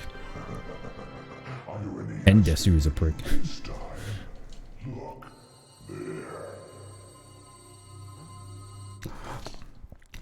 And Dante still cares about Trish, of course. Because he still kind of sees her as his mother.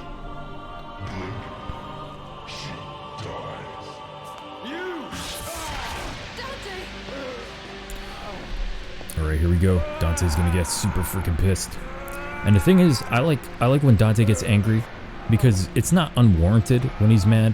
Like, he's actually angry for legitimate reasons. Whereas with Nero, like, he's just always so fucking angsty all the time. It pisses me off. Like, he's just angry for no goddamn reason. He's angry because he's a beta.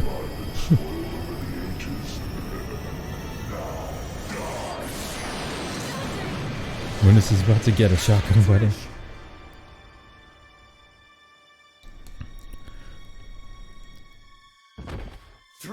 Alright, there we go. It's one of my favorite scenes in the series right here. But taking an odd behavior like that. What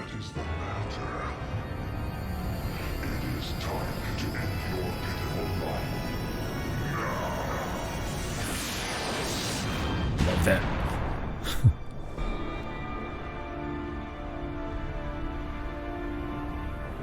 How much longer are you going to keep zapping? Come out and show yourself, Mundus! I love this little scene too. I love the aura of Dante and fucking Mundus coming out of here. And the way the wings come out.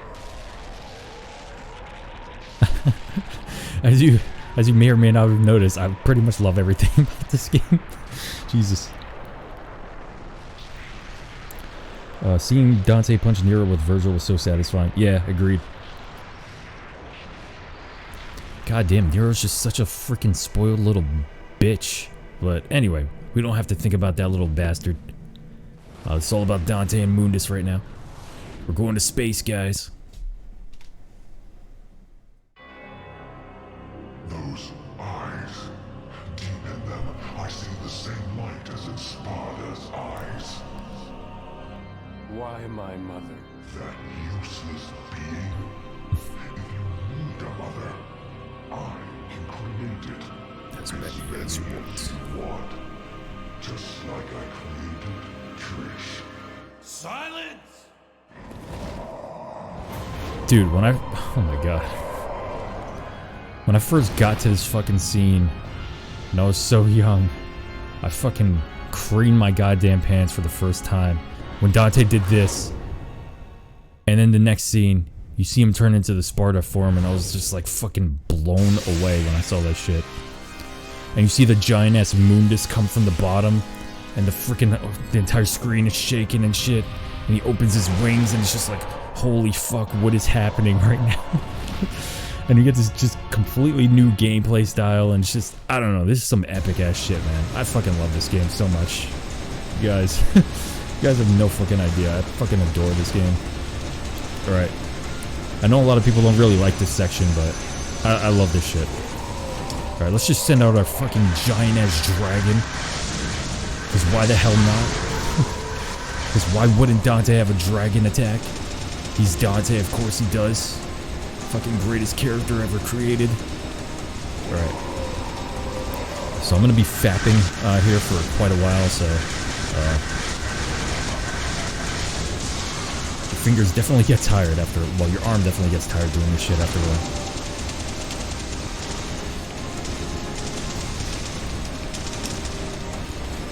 Fuck you, Mundus, you ain't got shit. Son of Sparta, motherfucker. Think you can defeat me? Alright.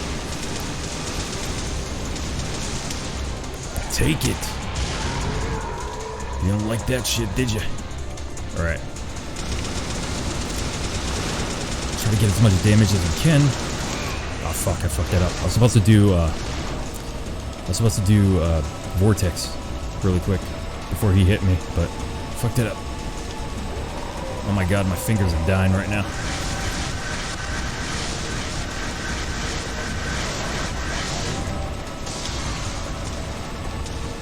Here we go, Rising Dragon! Fuck out of here, bitch.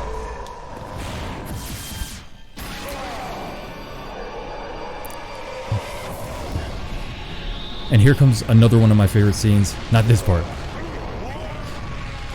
I like how deep his voice is there, though. But here, right here, this is one of my favorite scenes. Fucking Dante falls down. He's getting mushed by fucking comments left and right. And he just stands up like a fucking beast. I fucking love that shit, dude. This game. Oh my god, this game is so good. Everything is so fucking cool.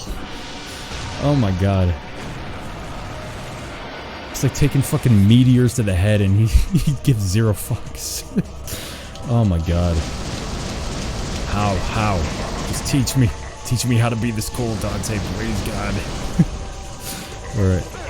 Oh fuck, I'm gushing too much here. I'm sorry, I can't help it.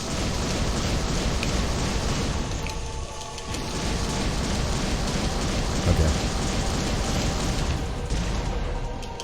so you destroy these little orbs here, and you actually get DT from the, well, you don't get DT from the small ones, you get DT from the larger ones, which is pretty nice. You have to use that a lot. Oh shit. have to use that a lot on must die mode. Not so much here, but it can still be kind of difficult. Nice thing about killing the dragons, though, is that they give you health if you need it. Okay. Alright, I need to destroy one of these orb thingies. Oh, fuck. Fucked it up. Damn it. Yeah, and if you don't destroy the orbs in time, he kind of shoots them back out. Oh, shit. So, yeah, you definitely need to watch yourself during the battle. I mean, he's not too bad of a boss. He does have a lot of attacks, though.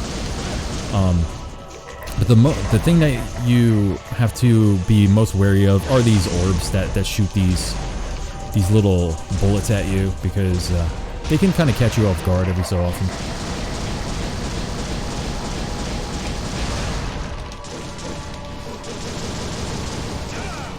Fuck out of here, Moonbus. You ain't got shit. You ain't shit, bitch. Alright, he's letting out another... Oh shit, wait, he's letting that out. I thought he was letting the dragons out. Fuck. Alright, there we go. Okay, what's going on?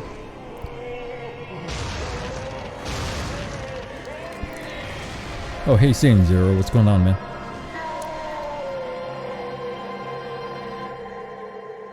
What's going on? What's, disappointed, annoyed, appalled that they would copy pasta this fight? Oh, what do you mean copy pasta this fight? Oh, wait. Still don't know how to feel about Shadow the Hedgehog having a final boss like... Oh, okay. Okay, I gotcha. Didn't know what the hell you guys were talking about for a second. And here comes the infamous line. And now you, too.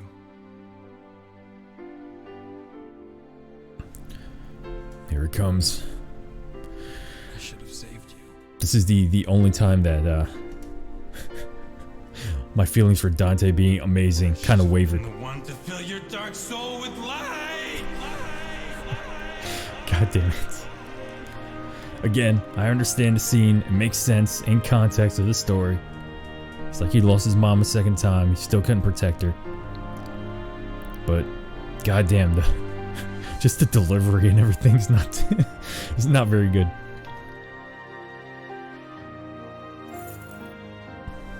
Alrighty. This was my mother's. Now I'm giving it to you.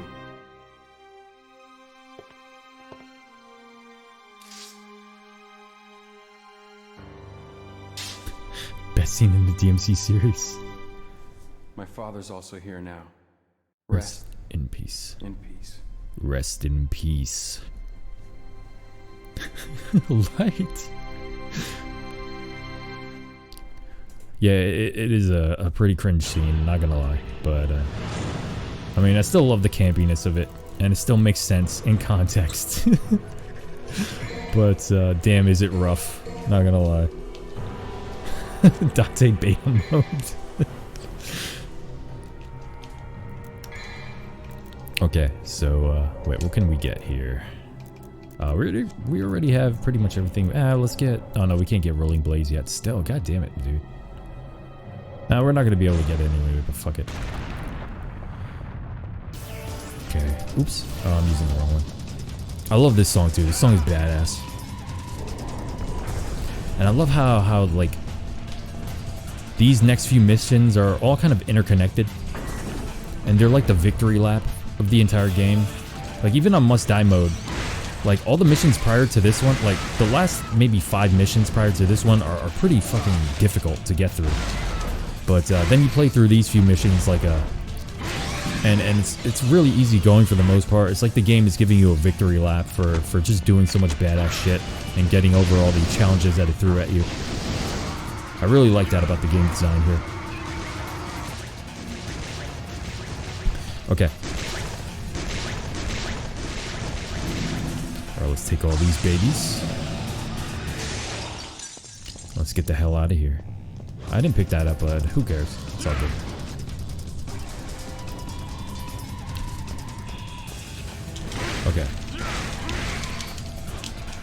shit. Fucked it up. Alright, how you like it, bitch? Oops. Alright, so we're just gonna escape the castle. Everything's falling apart. Once again, it's like a Resident Evil escape sequence. Figure out this game had more than 20 missions. Yeah, I don't remember the exact number. Is it like 24 or 20? I don't remember. We'll figure it out soon.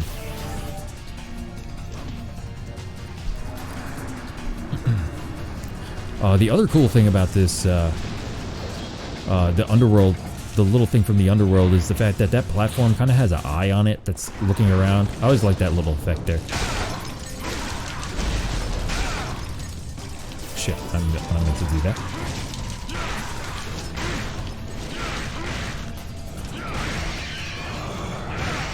Get wrecked. Alright. Damn, you missed the light scene. Yeah, I'm pretty sure this game has like 24 missions, right? Pretty sure it does. It's kind of weird that the later games decided to just go with 20, but I wouldn't mind having 24 missions again. As long as they're all Dante missions. Okay. I went through this fast. Have I heard about the new Bloodstained game coming out? Looks pretty fire.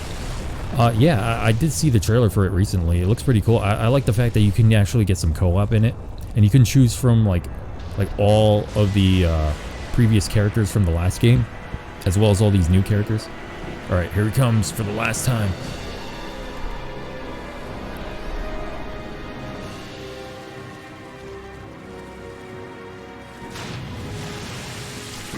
Has been opened. Dante, you are not getting away. This is where you will die. I'm not going anywhere. Besides, there's no place to go. Look around. I think 24 or 25. Yeah, I'm pretty sure it's 24 missions. Or 23. I don't know. I don't really know what mission we're on right now.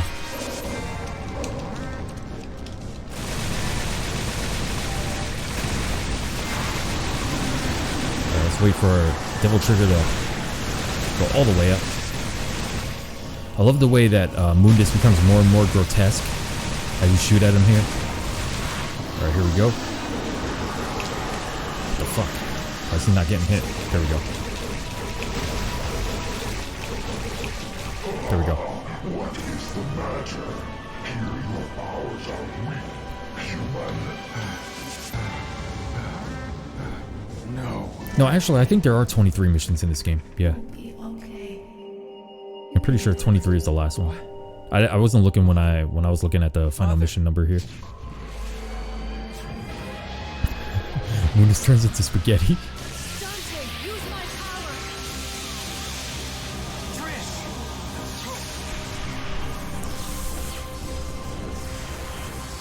2020 stacked with games. Yeah, we've had some really good games so far this year, outside of The Last of Us. Oh, here we go. Here comes the infamous line. Everyone get ready to say it in chat. It's coming, guys. It's coming. Get ready to say jackpot. Here we go. It looks like we have a winner. Jackpot. I fucking love that line. Oh my god. This fucking game, dude.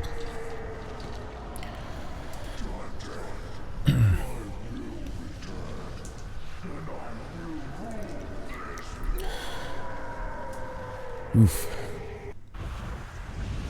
Goodbye. And when you do come back, give my regards to my son, will ya? Oh god, Dante. Too bad it's gonna be your brother's son.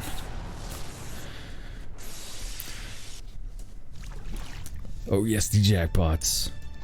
I love it. Trish. Dante.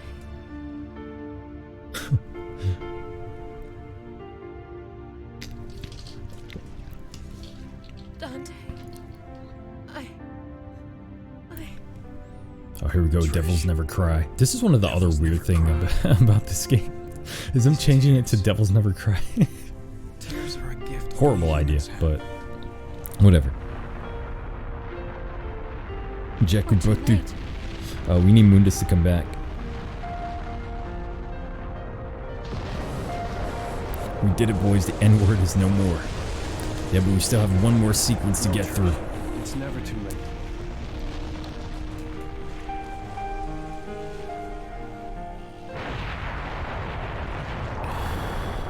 Oof. Okay, here we go. And we humans never give up. Are you ready? Yes. Alright, last sequence here. Kind of Resident Evil 4 style, but this came out before Resident Evil 4. But, yeah, we always have to have our escape sequence. So let's get it. Let's rock. Screw Trish. Oh, screw trash of us. Of course, my beta-ass friend loves that pile of garbage. As expected, honestly. Wow.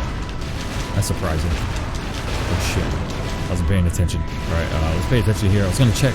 I saw someone else ask a question. I'll try to answer in a second.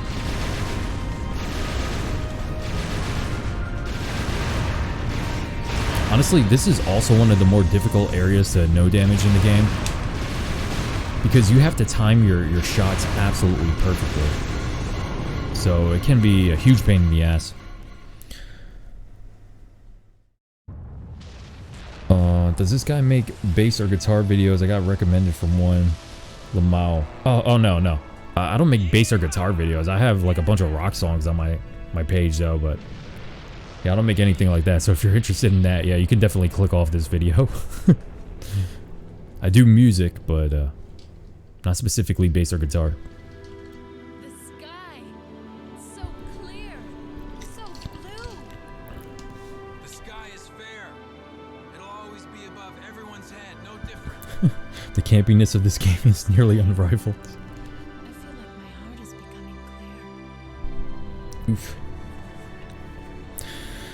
And there we have it, boys. We completed Devil May Cry. How long did that take us? Let's not forget, though. About 3 hours. Yeah, I could definitely complete this a lot quicker. The cutscenes definitely made this take longer. There's no need to worry, right? And me doing kind of a shit job with a lot of the missions, but it's all good.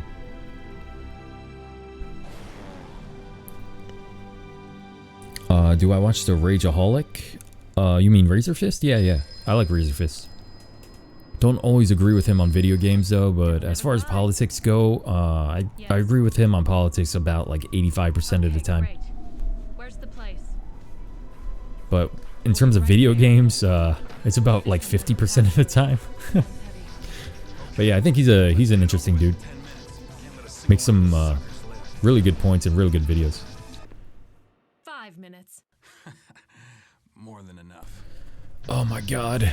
And it ends with a fucking badass song too. Even this credit, the credits theme is great. And I love the little CG characters doing all this badass stuff in the background. So cool. Which port is this? Today I'm playing through the PC Steam version. I was going to play through the Switch version, but then I wouldn't be able to do the video on the stream. So I figured I'd just play the Steam version, and I never completed the Steam version, so thought it would be a good idea. But yeah, there you have it. One of my favorite games ever. Definitely a game that influenced me quite a lot. More than any, like, you know, overtly story-driven game ever has. But all the dudes who made this game, these guys are all fucking legends as far as I'm concerned.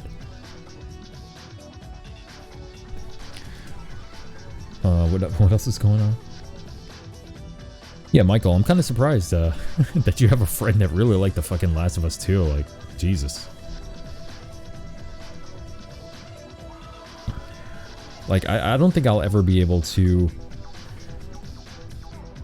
understand how people can really enjoy the game, because, like, even from a strictly gameplay standpoint, like, all the actually interesting gameplay is segmented between all of these cutscenes, and not only cutscenes, but excessive amounts of walking sequences. I don't know why I really love that pose that Dante does right there when he's going back and forth.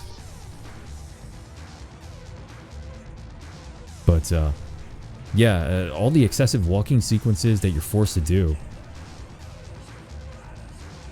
completely takes away from the gameplay, of course.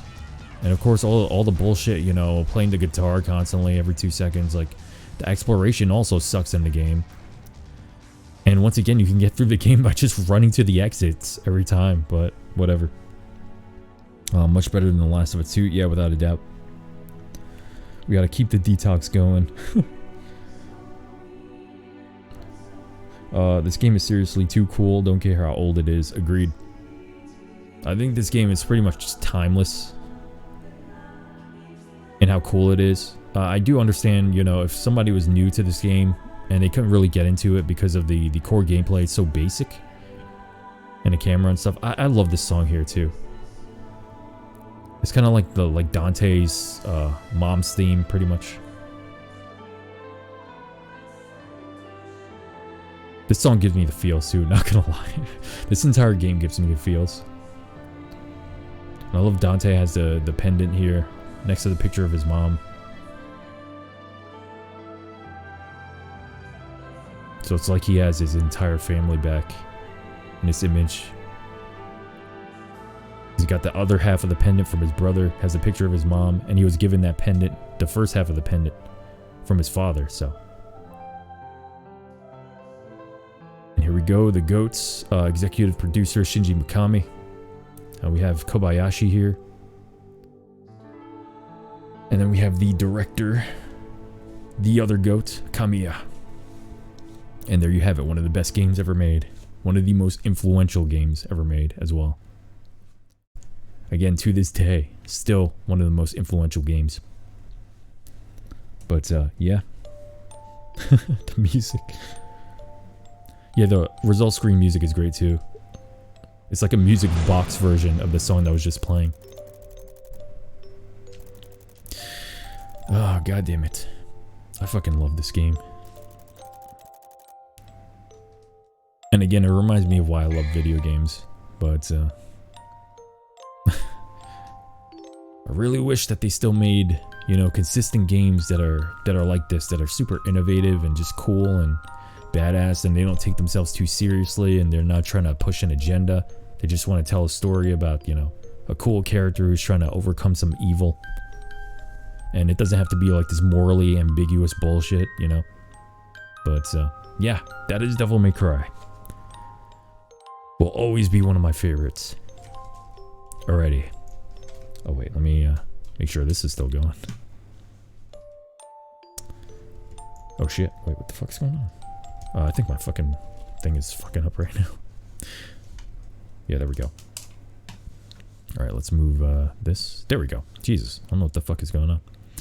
Alrighty guys, so that will be the end of the Devil May Cry stream. Thank you very much for showing up to it with me. Thanks for going through the game with me and listening to me rant about this game forever. Because all I do is gush about this game every time I play it. But yeah, it's definitely still one of my favorite games ever made, easily.